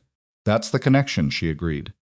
He set up the external communication channel through a shell that traces back to his own law firm, which is either arrogance or he didn't think anyone would ever look that deep, Garrett said. Because the people in the organization with access to those communication logs aren't the kind of people who know how to pull Delaware dissolution records. But I am, she said. But you are, he said. She thought quickly. I need the dissolution filing. The full document, not just the registration record. I can have it in an hour. I need it in 30 minutes. A brief pause. I'll see what I can do. She called Patricia next. The forensic analyst, she said when Patricia picked up. The forged transfer document. What's his timeline? He authenticated the forgery at 2 this morning, Patricia said, with the tone of someone who had also not slept. The metadata on the document shows it was created using a template built from a legitimately authorized transfer in your name, one of the 17 you actually made. Someone extracted the authorization code from a real transaction and applied it to a fabricated one. Can he trace when the template was built? He already did. The document was created 11 weeks ago. 11 weeks ago. Simone did the math against her own timeline. 11 weeks ago, she and Kieran had still been, outwardly, a functioning marriage. Vanessa had been in the organization for approximately 4 months at that point. The 9th communication between Darius and his external contact, the last one before the financial transfers began, had occurred roughly in the same window. Darius had been building her frame before she had any idea she would need to be framed. He had planned for her with more precision than Garrett had estimated. I need the analyst's report formatted as a legal affidavit, she said. Signed, notarized, filed with your office, and with 2 other locations I'll specify. I need it done in 2 hours. Simone, a formal affidavit takes. Patricia. 2 hours. A pause. Then, with the brisk resignation of a woman who billed by the hour and had learned that Simone's timelines were non-negotiable, I'll make some calls. Garrett delivered the dissolution filing electronically at 9:42, 28 minutes after she'd asked for it. She read it in the library parking lot, with the engine running for heat because the October air had developed the particular bite that comes before Chicago, winter, decides to stop being polite, and she'd left her heavier coat at Rose's apartment. The filing confirmed the connection, the nominee director, the registered agent, the specific language of the dissolution notice, which referenced an asset transfer to a successor entity, and that successor entity's name was unfamiliar to her, but it had a registration number, and registration numbers were findable. She found it in 14 minutes. The successor entity was a private investment vehicle registered in Wyoming. It had 3 investors of record. One was a name she didn't know. One was an offshore entity she couldn't immediately trace. The third was a man named Victor Rourke. She sat with that name for a full 30 seconds. Then she typed it into the search running on her phone. Victor Rourke, 51 years old, Chicago-based private equity. Operated primarily in distressed asset acquisition companies and properties that had experienced financial or legal difficulty and were available at significant discount. Vanessa Rourke. She pulled up Vanessa's professional profile, the one she'd reviewed when Kieran first mentioned bringing her on. Boston family, she'd said at dinner. The wine Simone had poured. She looked at Vanessa's listed family connections. Victor Rourke was Vanessa's uncle, not a colleague she'd found through Darius, not a financial strategist recruited for her expertise. A family operation, a coordinated play, months or years in the making, using Vanessa as the penetration point and Darius as the internal mechanism, with Victor Rourke positioned on the outside, to acquire whatever distressed assets became available when Kieran's organization collapsed under the weight of federal pressure, financial drain, and leadership crisis. The affair hadn't been engineered to destroy Kieran's marriage. It had been engineered to destroy his ability to function while the infrastructure was systematically dismantled around him, and a buyer was waiting on the other side. She called Kieran, he answered, in one ring, and she could hear the ambient noise of the captain's meeting in the background voices, the scrape of chairs, the texture of a room where tension had been building for a long time. I need 7 more minutes, she said quietly, and I need you to listen to exactly what I'm about to tell you. She heard him move away from the main room, a door, relative quiet. Talk, he said. She talked for 6 minutes and 40 seconds. She gave him the structure, Victor Rourke, the Wyoming vehicle, the dissolution filing, Vanessa's family connection, the full shape of what was waiting on the other side of Darius's coup. She spoke quickly, with no unnecessary words, because there were people in a room 40 feet from him waiting for him to come back, and 6 minutes and 40 seconds was not very long. When she finished, the line was silent for a moment. Victor Rourke has been making quiet inquiries about 3 of my legitimate properties, Kieran said. His voice had the quality of something being looked at very directly. Over the past 4 months, my real estate managers flagged it as routine market interest. It wasn't routine. No, he's been positioning to buy, she said, at crisis pricing, which he only gets if the crisis actually happens. So Darius needs the coup to succeed, and he needs it to succeed tonight, she said. Because I have the financial evidence, I have the forgery affidavit, and he knows I have them. Every hour he waits is an hour closer to me getting that documentation into the hands of people he can't manage. What do you need from me right now? Kieran asked. I need you to go back into that room, she said, and I need you to do exactly what I'm going to tell you. She told him. Another silence. That's going to require showing them the full financial analysis, he said. Yes. In a room where Briggs is sitting. Yes. Which is why I need you to have Garrett physically in that room before you begin.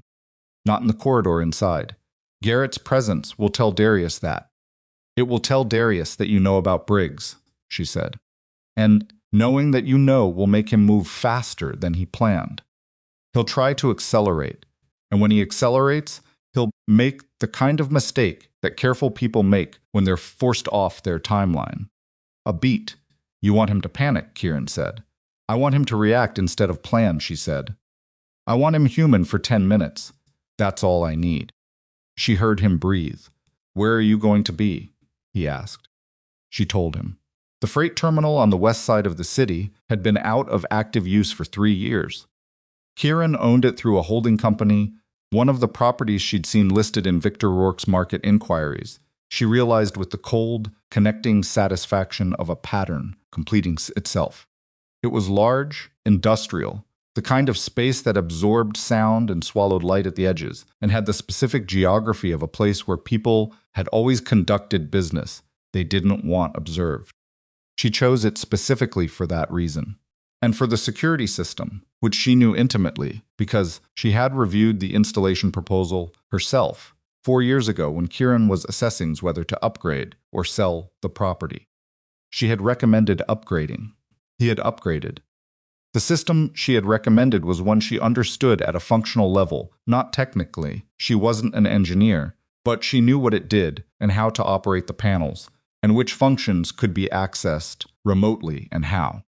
She arrived at 4:17 in the afternoon and spent 40 minutes moving through the building with a flashlight, checking the access points, confirming the panel options, testing the remote app on her phone against the system's response. Everything worked. She called Garrett at 5:03. The affidavit, she asked. Patricia's office transmitted it 12 minutes ago, he said. 3 copies, as you specified. The financial documentation package? Sent to Carver and 2 other captains you specified, via the secure channel you set up. They've confirmed receipt. Darius's current location? His office in the Loop as of 40 minutes ago. His car is still in the building's garage. I have a contact watching it. Vanessa? Apartment on Michigan Avenue. She's been there since this morning. She looked at the terminal around her, the high industrial ceilings, the loading bay doors that could be locked from the panel, the catwalks above the main floor that created sight lines across the full space, the Eastern emergency exits that she'd propped open with a specific piece of equipment the building's maintenance had left behind. I need you to deliver a message, she said, to Darius. Not through anyone connected to the organization, through the law firm. A pause. What message? That Kieran Vale's wife wants a private meeting. Tonight. That she has the financial documentation connected to the transfers, and she's willing to negotiate its disposition before it reaches anyone official. That she's done with Kieran and done with the marriage, and what she wants is a clean settlement and out. And she's prepared to exchange what she knows for the personal financial security that the divorce proceedings aren't going to give her fast enough. A very long pause. You're going to make him think you're flipping, Garrett said. I'm going to make him think I'm exactly what everyone in his operation has assumed I am since the divorce started, she said. A wounded wife who's finally decided her survival matters more than loyalty. Another pause. He's going to want to meet in a location he controls. He's going to want to meet in a location he thinks he controls, she said. Suggest the terminal. Tell him it's a Vale property. Tell him she wants somewhere she has access to, but that's off the active organizational map. Tell him she knows it's going to transfer in any asset reorganization, and she sees it as neutral ground. She heard Garrett thinking. If he takes the meeting, he'll bring people, he said. I know. And Vanessa she'll be there, Simone said. He'll want her there for the financial transfer negotiation. She's the one who knows the access codes. A beat. And Kieran? Kieran will be outside, she said, with Carver and your people. Not inside until I give the signal. She paused. Darius needs to believe he's walking into a negotiation where Kieran doesn't know the meeting is happening. The moment Kieran's presence is visible, Darius goes defensive, and we lose the confession. The confession, Garrett said slowly. You're going to get him to talk. I'm going to give him a reason to explain himself, she said. People who have been operating a secret for 2 years want to be understood. They've been carrying the architecture of their own cleverness alone for a long time. When they think they've won, they talk. She looked at the terminal floor. And I'm going to make him think he's won. Garrett was quiet for a moment. She could hear him making the same calculations she'd made, the variables, the failure points, the things that could go wrong, and the things that couldn't be controlled. There's a version of this, he said carefully, where Darius decides the cleaner play is to not negotiate. Where he takes the meeting and then decides that one conversation ends everything and there's no document problem anymore. Yes, she said. You understand that. I understand that, she said. Which is why you're going to be inside the terminal before Darius arrives. In a position I'm going to specify, and why the security system on this building locks every external access point from a single panel control, which I will have access to from my phone, including the loading bay doors. A pause. You've been planning this since last night, Garrett said. I've been planning this since I sat in conference room B and watched Kieran's face when I showed him the $43,000 transfer, she said. I just didn't have enough of the pieces yet. She heard him exhale, not quite a laugh, something shorter and more private. All right, he said. I'll deliver the message. Darius Kane said yes in 47 minutes. She knew he would, not because she was certain of everything, because she wasn't. There were pieces of this she couldn't control, and contingencies she'd prepared for, and contingencies she hadn't had time to prepare for, and the specific uncertainty of a plan that depended on another person making. Predictable choices, which people did until they didn't. But she knew Darius would say yes to the meeting, because she understood the kind of man he was. She'd been in rooms with that kind of man for 12 years. The kind who had spent years watching a woman move through an organization as background furniture and had never updated the assessment. The kind for whom the idea of Kieran Vale's estranged wife coming to him, needing something from him, offering something valuable, in exchange, that idea was too satisfying to resist. It confirmed the story he'd been telling himself about how power actually worked and who actually held it. He said yes, because he thought it would be easy. Garrett texted her the confirmation at 7:08. Meeting confirmed. Terminal. 9 o'clock. She read it standing in the terminal, in the exact spot she'd chosen for the conversation, and felt something move through her that she didn't try to name. Not calm, exactly. Something more active than calm. The quality of attention that comes when you have done everything you can do in advance, and what remains is execution, and whatever happens after execution. She called Kieran at 7:15. "It's on," she said. She heard him breathe. "Are you sure about this?" "No," she said. "Are you?" A pause. "No," he said. "Good. That means we're both being honest." She pulled her coat tighter. The terminal was cold in the way that large industrial spaces are cold, not the sharp cold of outside air, but the settled, accumulated cold of a space that had been holding it for a long time. Be in position by 8:30. East side of the building, the maintenance access. Garrett will be inside by 8. Don't move until you hear from me. And if I don't hear from you? She thought about that. Give me 30 minutes past the meeting start before you make any decision, she said. 30 minutes is enough time to know whether I have what I need.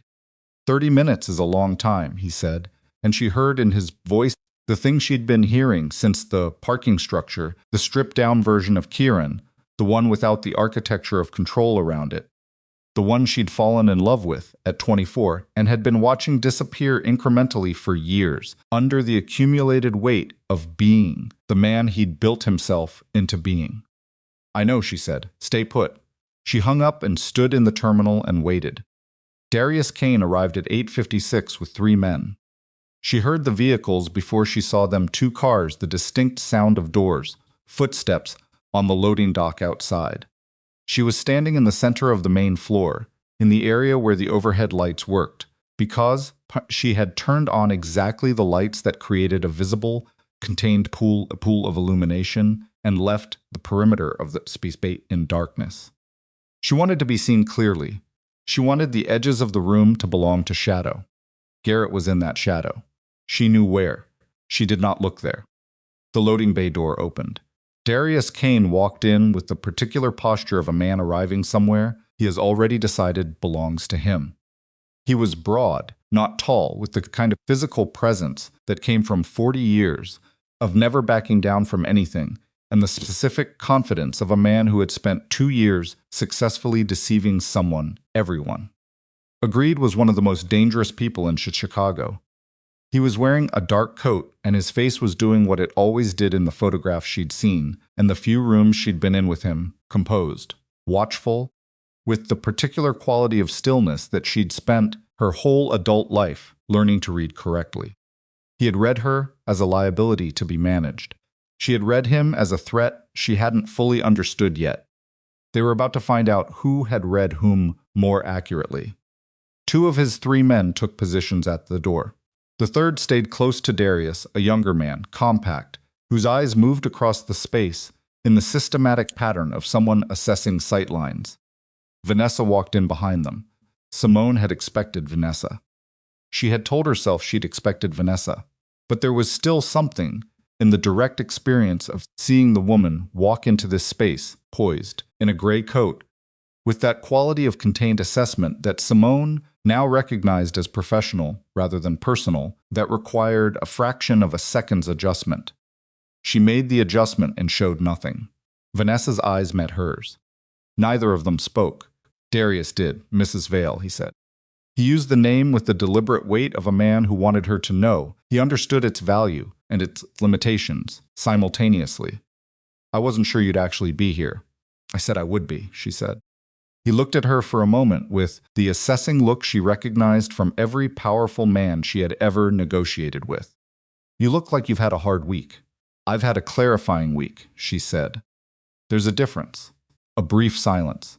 His eyes moved across the space not systematically, the way his security man's did, but with the more casual assessment of someone checking for obvious threats and finding none. "You said you had the documentation," he said. "I have it. And you want to negotiate its disposition. I want to have a conversation about what it's worth." "And to whom?" she said. "Which isn't the same thing." He tilted his head slightly. "No, it isn't." She looked at him steadily. "I need to understand something first. Before we talk about any exchange," she paused. "I need to understand how long you've been planning this." Something shifted in his expression. Not suspicion, something more complex.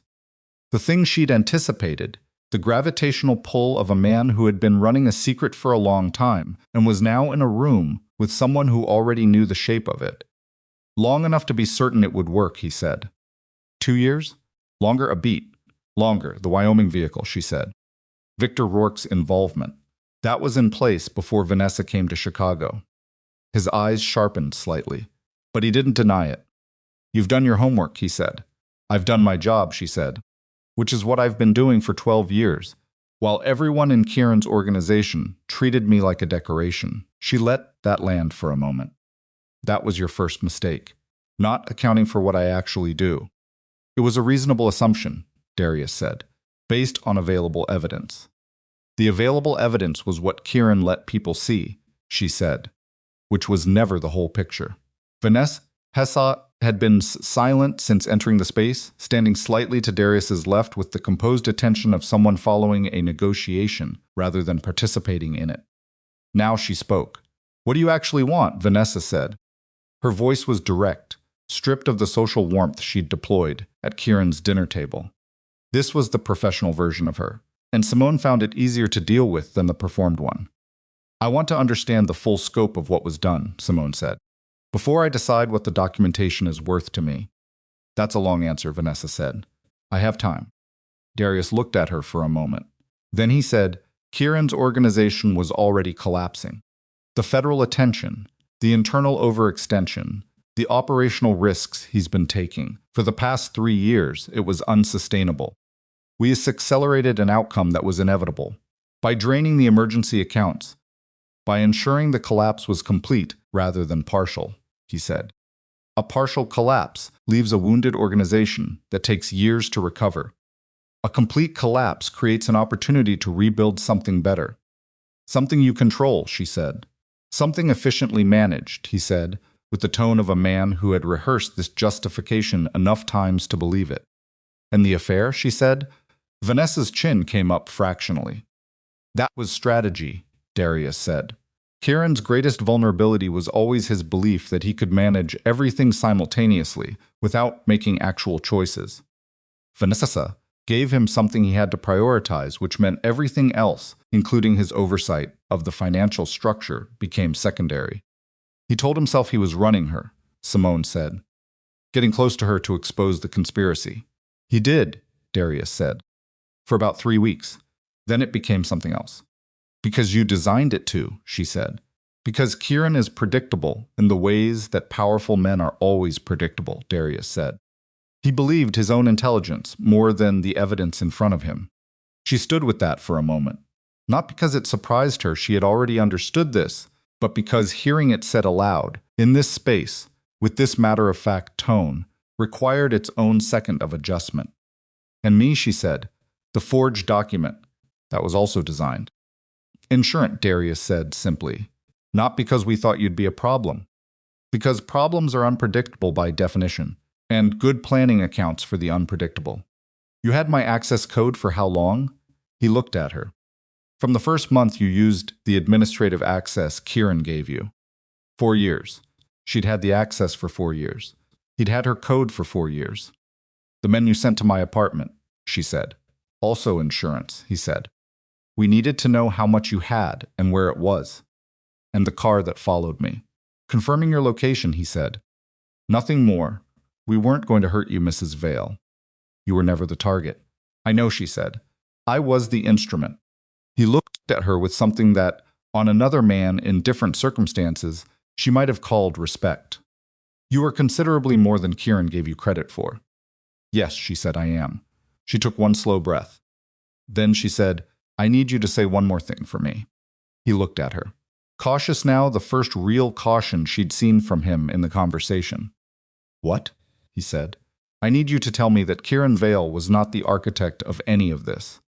That the financial operation, the transfers, the federal exposure strategy, that none of it was his design." A silence. Darius's eyes moved across her face, reading her, trying to understand what the question meant and why it mattered. "Why?" he said.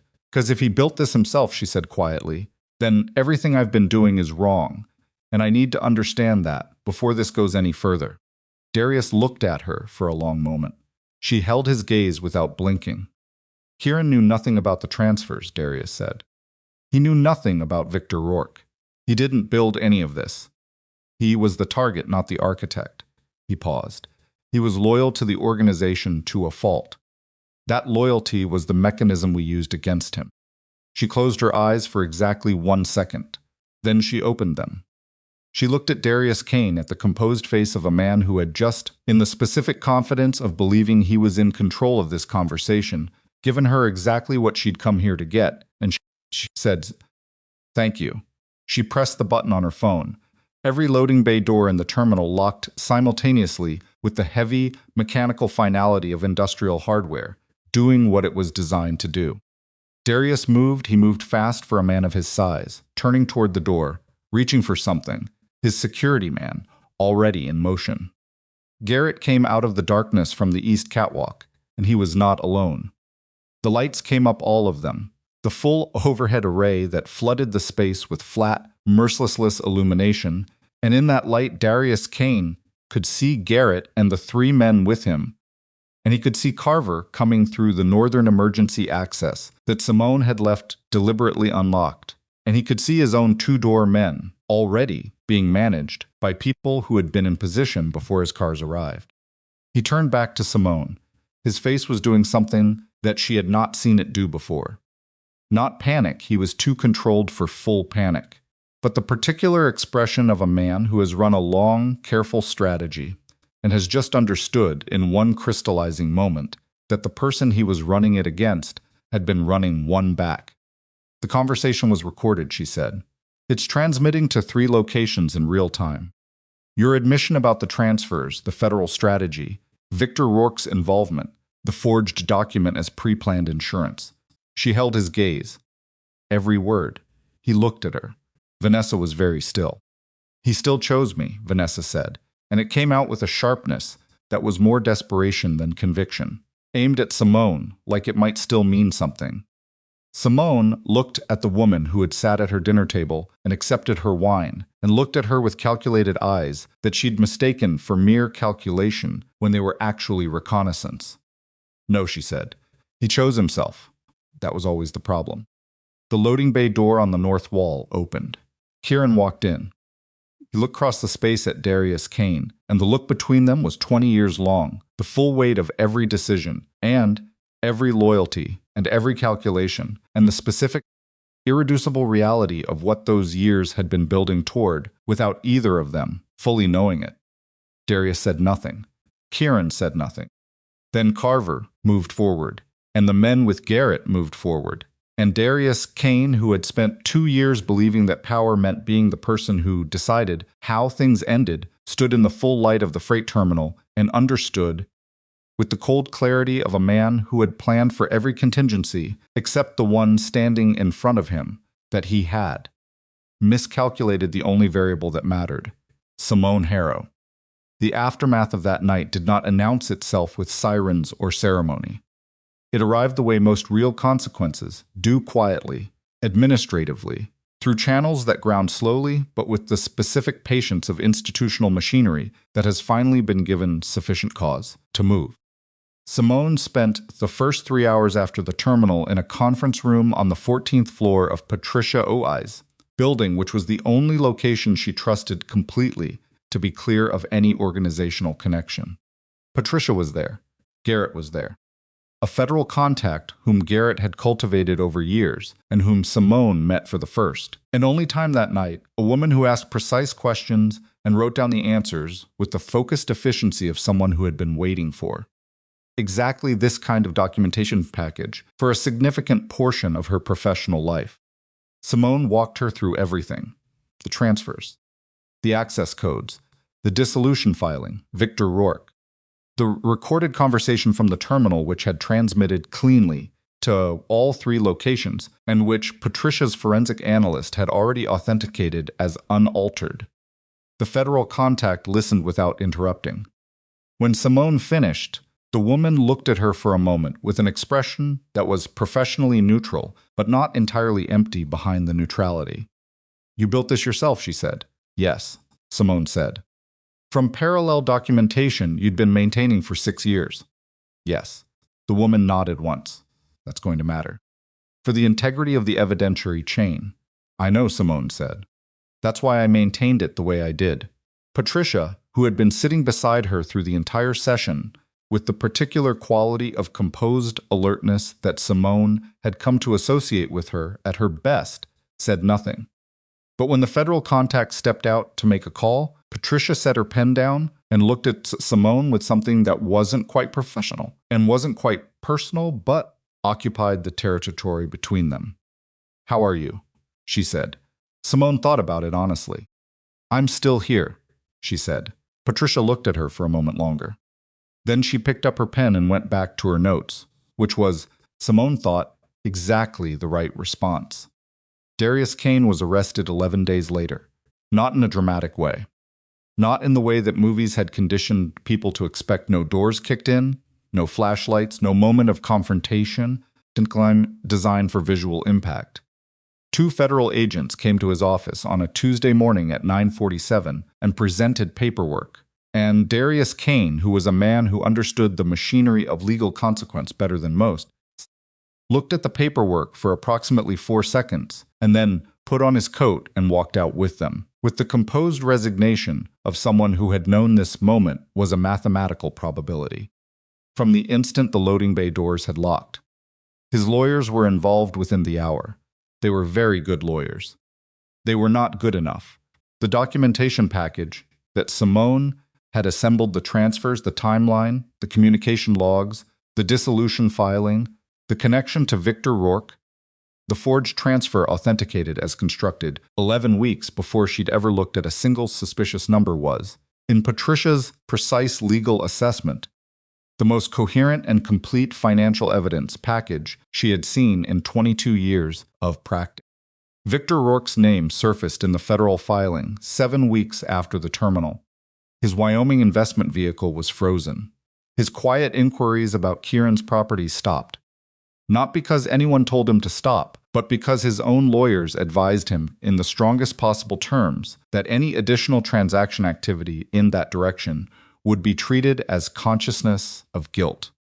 Vanessa Rourke was arrested 3 weeks after Darius on charges relating to the financial transfers and the forged document. Her lawyers argued that she had acted under direction and without full knowledge of the criminal scope of the operation. That argument had limited success because the recording from the terminal contained Vanessa's voice, and voices are specific. And what her voice said in that recording was specific enough to be inconvenient for several of the arguments her lawyers wanted to make. She did not look at Simone in the courtroom during the single session where their presence overlapped. Simone looked at her directly, not with anger and not with satisfaction, but with the clear-eyed steadiness of someone who has finished a piece of difficult work and is simply present for the final accounting of it. The divorce was finalized on a cold Thursday in December. Simone sat in Patricia's conference room for the signing, the same room where she had sat 3 months earlier, reconstructing her financial evidence in the early hours of the morning, and worked through the documents page by page with the same methodical attention she brought to everything. Patricia sat beside her. Kieran's attorney sat across the table. Kieran was not present, which had been agreed in advance and which was, Simone thought, the right call. Some things were cleaner, without at the center of them, in the room. Kieran had honored every term she'd asked for. Not the terms his lawyers had initially proposed, the asset division that kept the business entities on his side, confidentiality agreement, the compressed settlement that would have moved her out of the picture, quickly and quietly. Those terms had been withdrawn before they were ever formally negotiated. What Kieran gave her instead was everything legally owed, clearly documented, with no conditions attached, and no surveillance, and no confidentiality requirements beyond the standard legal protections that applied to both parties equally. She had not asked him to do this. He had done it without being asked. She noticed that. She had filed it in the particular place. She kept in the particular place where she kept things she noticed up Kieran that were true and complicated and didn't resolve into easy categories. She signed the final page at 2:17 in the afternoon. Patricia handed her a pen that was better than the one the other lawyer had offered, because Patricia was the kind of woman who thought about pens, and Simone used it and set it down and sat for a moment, with her hands flat on the table, looking at the last document. 12 years, transferred onto paper, witnessed and filed. That's everything, Patricia said. Simone nodded. She picked up her bag and walked out into the December air and stood on the sidewalk outside Patricia's building for a full minute, not going anywhere, just standing scenes and letting the cities move around her. A delivery truck blocked the intersection to her left. A woman walked past with a child who was refusing to keep their hat on. Someone laughed loudly from inside a restaurant across the street. The sound cut off cleanly when the door swung shut. Ordinary, all of it, ordinary. She had been living inside an extraordinary situation for so long that ordinary felt like a language she was hearing again, after a significant absence familiar in its structure, but requiring a moment to readjust to its rhythms. She pulled her coat tighter and started walking. She saw Kieran once more before the year ended. He had asked for a meeting through Patricia, which she respected. Not a call, not a text to her personal number, not anything that put pressure on her to respond in a way that felt uncontrolled. A formal request, through the appropriate channel, asking if she would be willing to meet privately before the end of December. 15 minutes. Location of her choosing. She chose a coffee shop in Logan Square. Neutral. Public. Nobody from either of their worlds had any reason to be there. She arrived first. She ordered coffee, actual coffee this time, not the cold, untasted variety she'd been living on for most of November, and chose a table near the window, and sat with her hands around the cup and waited. Kieran arrived exactly on time. He had always been exactly on time, everywhere, every day, for as long as she'd known him. It was one of the things she had always quietly respected in the early years, before she'd learned to separate the qualities she admired in him from the man who held them. He came in looking like himself, which was not the same as looking well. He was thinner than he'd been in October. The lines in his face had deepened slightly in the way that faces deepen when the stress on them has been sustained rather than acute. His coat was the one she'd helped him choose 3 winters ago, which she noticed, and then stopped to sin. He saw her immediately. He crossed to the table and stood beside it for a moment without sitting, which she recognized as asking permission with his body rather than his words, which was something he had never done before the last 2 months, and which told her, more than anything he might say, how much had shifted in him. She gestured to the chair. He sat. The barista called out an order. Someone near the door was trying to collapse a stroller. Ordinary machinery, all of it. "Thank you for coming," he said. "You asked," she said, "so." He nodded. He put his hands on the table, not folded, not imposed, just set there, slightly open, which was a posture she had never seen from him in 12 years. Kieran Vale did not sit with open hands. "I'm not going to ask for anything," he said. "I need you to know that before I say anything else. I'm not here to negotiate or to make a case for anything. He restarted. "There are things I needed to say to you in person, and I didn't know if I was ever going to be able to, and Patricia told me you'd agreed to 15 minutes, and I didn't want to waste it." She said nothing. She looked at him and waited. "I knew," he said. "Not everything, but more than I admitted. When I told you in the parking structure that Darius had engineered the timing of the affair, the specific moment you found out, that was true. But what I didn't tell you was that I had enough suspicion about Vanessa and Darius 3 weeks before that night to have gone to you.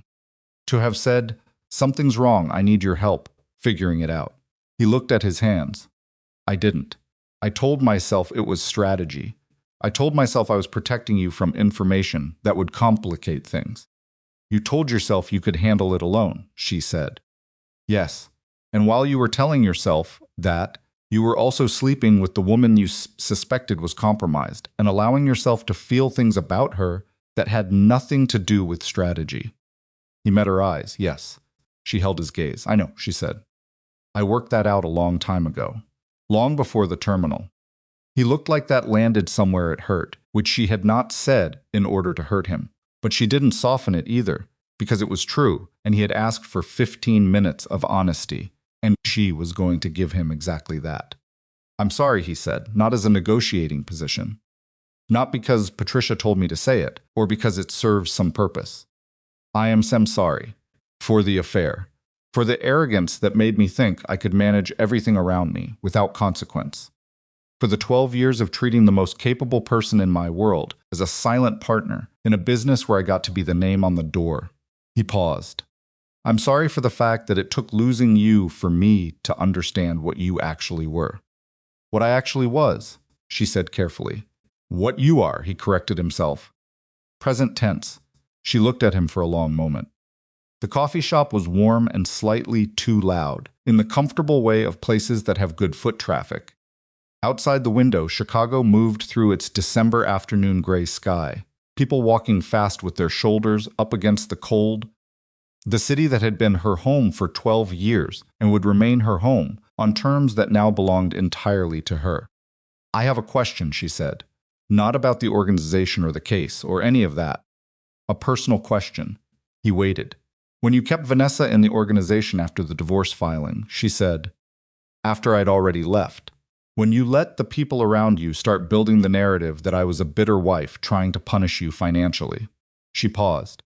Was that your decision, or were you already being managed by Darius at that point? He was quiet for a moment. Both, he said. Darius encouraged it. But I let it happen because it was easier than the alternative. Which was, defending you publicly, he said, to men who would have read that as weakness. Telling them that you were right to leave, and that everything you were doing was legitimate. He looked at her directly. I chose the easier version, and you ended up in that apartment, with 2 men going through your files. She absorbed that. She had known this in the way she knew most things about Kieran, by inference and pattern, rather than explicit admission. But there was a difference between knowing something inferentially and having the person sit across a table in a coffee shop in Logan Square and say it out loud with their hands open and their face unguarded. Okay, she said. He looked at her. Okay? I'm not going to tell you it's all right, she said. Because some of it isn't, and some of it never will be. But I'm also not going to spend the rest of my life measuring what it cost me versus what you owed me. Because that's arithmetic that never resolves, and I have better things to do with my time. She wrapped her hands around her coffee cup. So, okay, I heard you. He nodded slowly. How are you? She asked. Genuinely. He seemed slightly surprised by the question. Then he said, I'm restructuring. The organization. The legitimate businesses. The way I operate. Some of it because the events of the last 3 months made certain operations untenable. Some of it because he stopped. Some of it because I've been thinking about the kind of thing that builds up around you when you spend 20 years making decisions based primarily on what you can control. And what kind of thing is that? She asked. He was quiet for a moment. Damage, he said simply. To people who didn't have a say in the decisions. She looked at him. That's more self-awareness than I expected from you at this point. I've had a lot of time to think, he said. Also, Carver told me approximately 12 things I didn't want to hear over the course of a very long conversation last month. And Carver is not a man who delivers uncomfortable truths gently. No, she agreed. He's not. Something passed between them, then. Not warmth, exactly, but the specific ease of 2 people who had spent 12 years learning each other's references and couldn't simply stop knowing them. It was not comfortable. It was not uncomfortable. It was the particular quality of honesty that only exists between people who have already lost what they were afraid of losing and have come out the other side of that into something that doesn't have a simpler name. Kieran reached into his coat pocket. He set something on the table between them. Her wedding ring. She looked at it, small, simple. She had designed it herself. Kieran had offered her something more elaborate, and she had said no, that she wanted something she could wear during 12-hour work sessions without it getting in the way. Practical. She'd always been practical. I kept it, he said. I don't know if I should have. I don't know if you want it. I'm not giving it back as a request. I'm giving it back because it's yours, and I had no right to keep it. She looked at the ring for a long time. She thought about the night she'd placed it on the marble table beside his phone in the penthouse. She thought about the woman she had been in that moment, the still cold in her chest, her hand steadier than she'd expected, the elevator doors closing between them. She thought about the woman sitting in this chair right now, 3 months and an entirely different understanding of her own capabilities later. She picked up the ring. She held it in her palm and felt its weight, which was small, and its significance, which was not. I'm not going to wear it, she said. I know, he said. But I'll keep it. She closed her hand around it. Not because of what it meant when I put it on.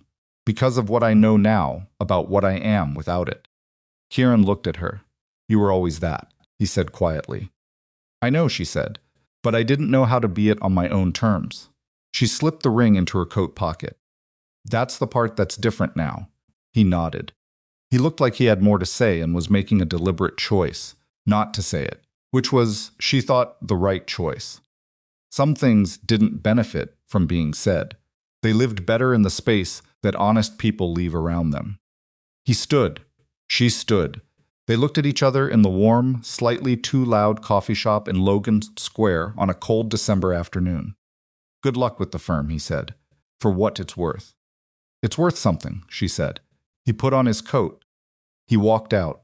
She stood at the table for a moment longer, her hand in her pocket around the ring, and then she sat back down and finished her coffee, because she had ordered it and it was good, and she was in no particular hurry. The firm opened its doors in February.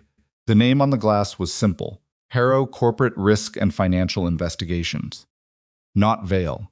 Harrow, her mother's name, which was also her name, the one she'd been born with, and carried alongside his for 12 years, and had always kept in her own legal documents, in her own accounts, in the small but deliberate architecture of a self that she had maintained in parallel with the life she'd built with Kieran, the same way she'd maintained her parallel financial documentation. She had always known, somewhere below the level of conscious decision, that she was going to need it back.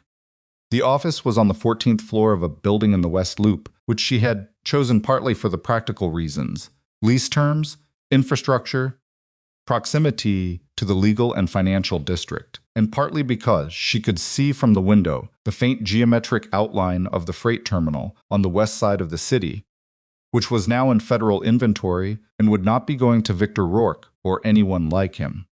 She thought that was a reasonable view to have from an office. She hired 4 people in the first month: a forensic accountant who had 20 years of experience and a reputation for taking cases that other firms found too complex or too risky; a financial analyst recently graduated, but with the specific kind of mind that found patterns before the patterns announced themselves; an investigative researcher who had spent 8 years at a federal agency and had left for reasons she described as philosophical, and which Simone understood to mean she was tired of working within institutional constraints that protected the wrong people; and an office manager named Diane, who was 57 years old and had run the administrative operations of a mid-sized law firm for 15 years, and who looked at Simone during their first meeting with the calm, assessing gaze of someone who was also reading the room before deciding whether it was worth their time. Simone hired her on the spot. Diane looked at the office still partly unfurnished, boxes stacked against one wall, the glass door, with its new lettering catching the winter light, and said, "You're going to need a better coffee machine." First priority, Simone agreed. Second priority, Diane said, is a filing system that works the way the people using it actually think, not the way a filing system consultant told someone it should work. Agreed. Third priority, Diane said, looking at Simone directly, is you getting enough sleep, which based on current evidence you are not. Simone looked at her. "I'll take that under advisement," she said. Diane made a sound that suggested advisement was insufficient and got to work. The first client came through Patricia's referral, a mid-sized family business that believed its CFO had been systematically redirecting operating capital into personal accounts over a 3-year period. The CFO had done an excellent job of keeping the amounts small and the intervals irregular and the documentation plausible. He had done a less excellent job of accounting for the fact that Simone Harrow had spent 12 years developing a particular sensitivity to exactly that kind of pattern. She closed the investigation in 6 weeks. The documentation she delivered was comprehensive enough that the client's lawyers could proceed directly to civil recovery without the usual preliminary process of establishing whether there was sufficient evidence to justify the cost. The client, a woman in her 60s who had built the business with her husband and watched a trusted employee help himself to 17 years' worth of relationship for 3 years while she focused on keeping the operation alive after her husband's death. sat across from Simone in the new conference room, and looked at the full report with an expression that Simone recognized from the inside.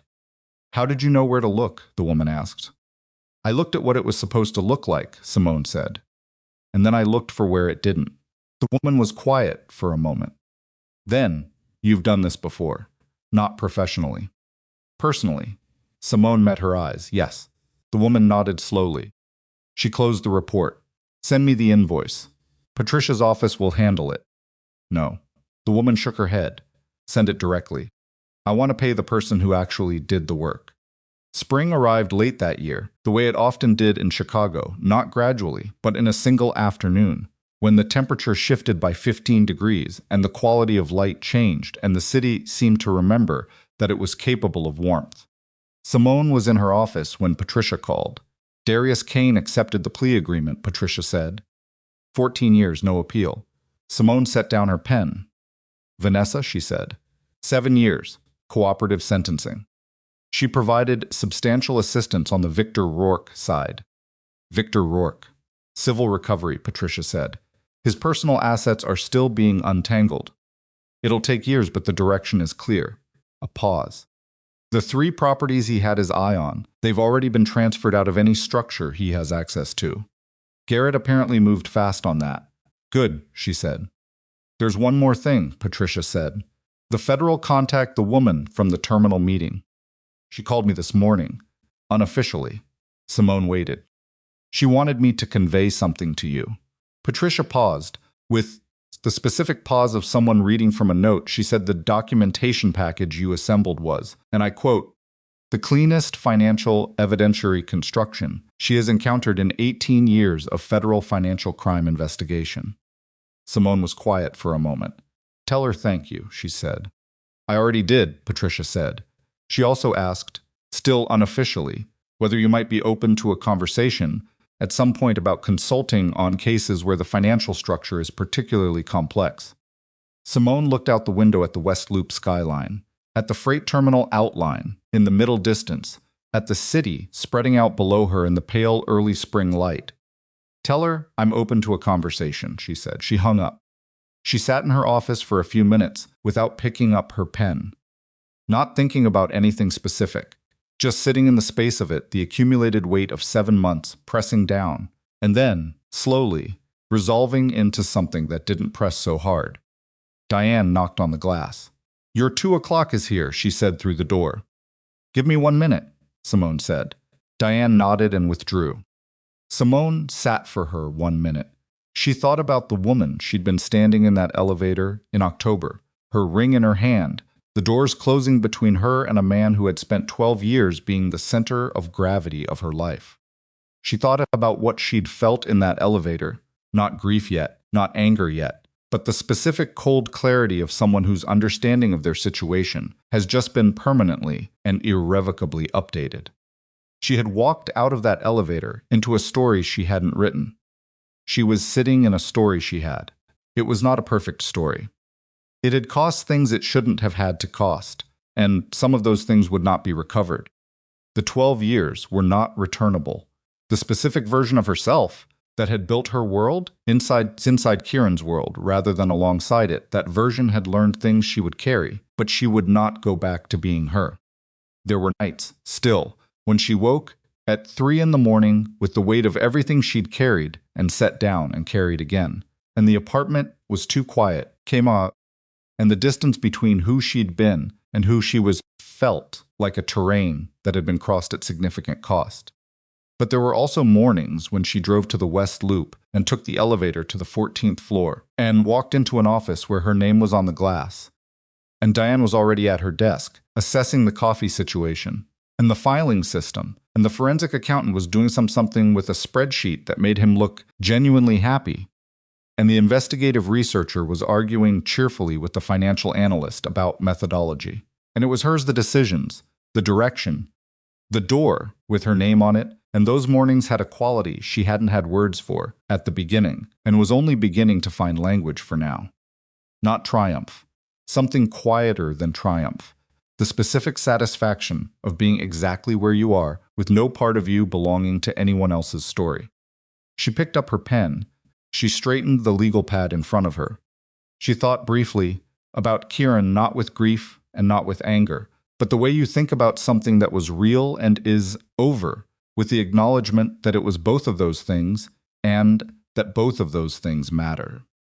He had loved her in the ways that he was capable of loving. She had loved him in the ways she was capable then. What he had done with that love was a choice he had made, and what she had done with the aftermath of that choice was a choice she had made, and neither of them erased the other, because that was not how real things worked. She would not spend the rest of her life defining herself by what he had cost her. She would not spend the rest of her life defining herself in opposition to him either, because opposition was still a form of being organized around someone else. She was going to define herself the way she had always, underneath everything, been capable of doing, by the quality of her work, by the honesty of her decisions, by the specific, hard-won competence of a woman who had learned everything she knew in rooms where no one expected her to be paying attention, and had paid attention anyway, and had built from that attention something that was entirely, irreducibly hers. 12 years of loyalty without full credit, 7 months of a war she hadn't asked for. And now, a window, a name on the glass, a new client waiting in the conference room, and the quiet, clarifying knowledge that she had never once not in the elevator, not in the parking structure, not in the terminal, not in the conference rooms and the cold apartments and the long sleepless nights. She had never once needed anyone to save her. She had needed to save herself. That was the thing about surviving the life you didn't expect. It didn't make you harder. It made you more specifically yourself, the version of you that had been there the whole time, waiting for the pressure to finally be sufficient to make you stop deferring to someone else's definition of what you were. Simone Harrow stood up from her desk. She straightened her jacket. She walked out of her office and down the short corridor and pushed open the conference room door with the clean, particular decisiveness of a woman who has made every decision she's made with full information and has learned to live with all of them. The new client looked up. Simone sat down across from her. She put her hands on the table, not clasped, not composed, just there, open. "Tell me," she said, "everything."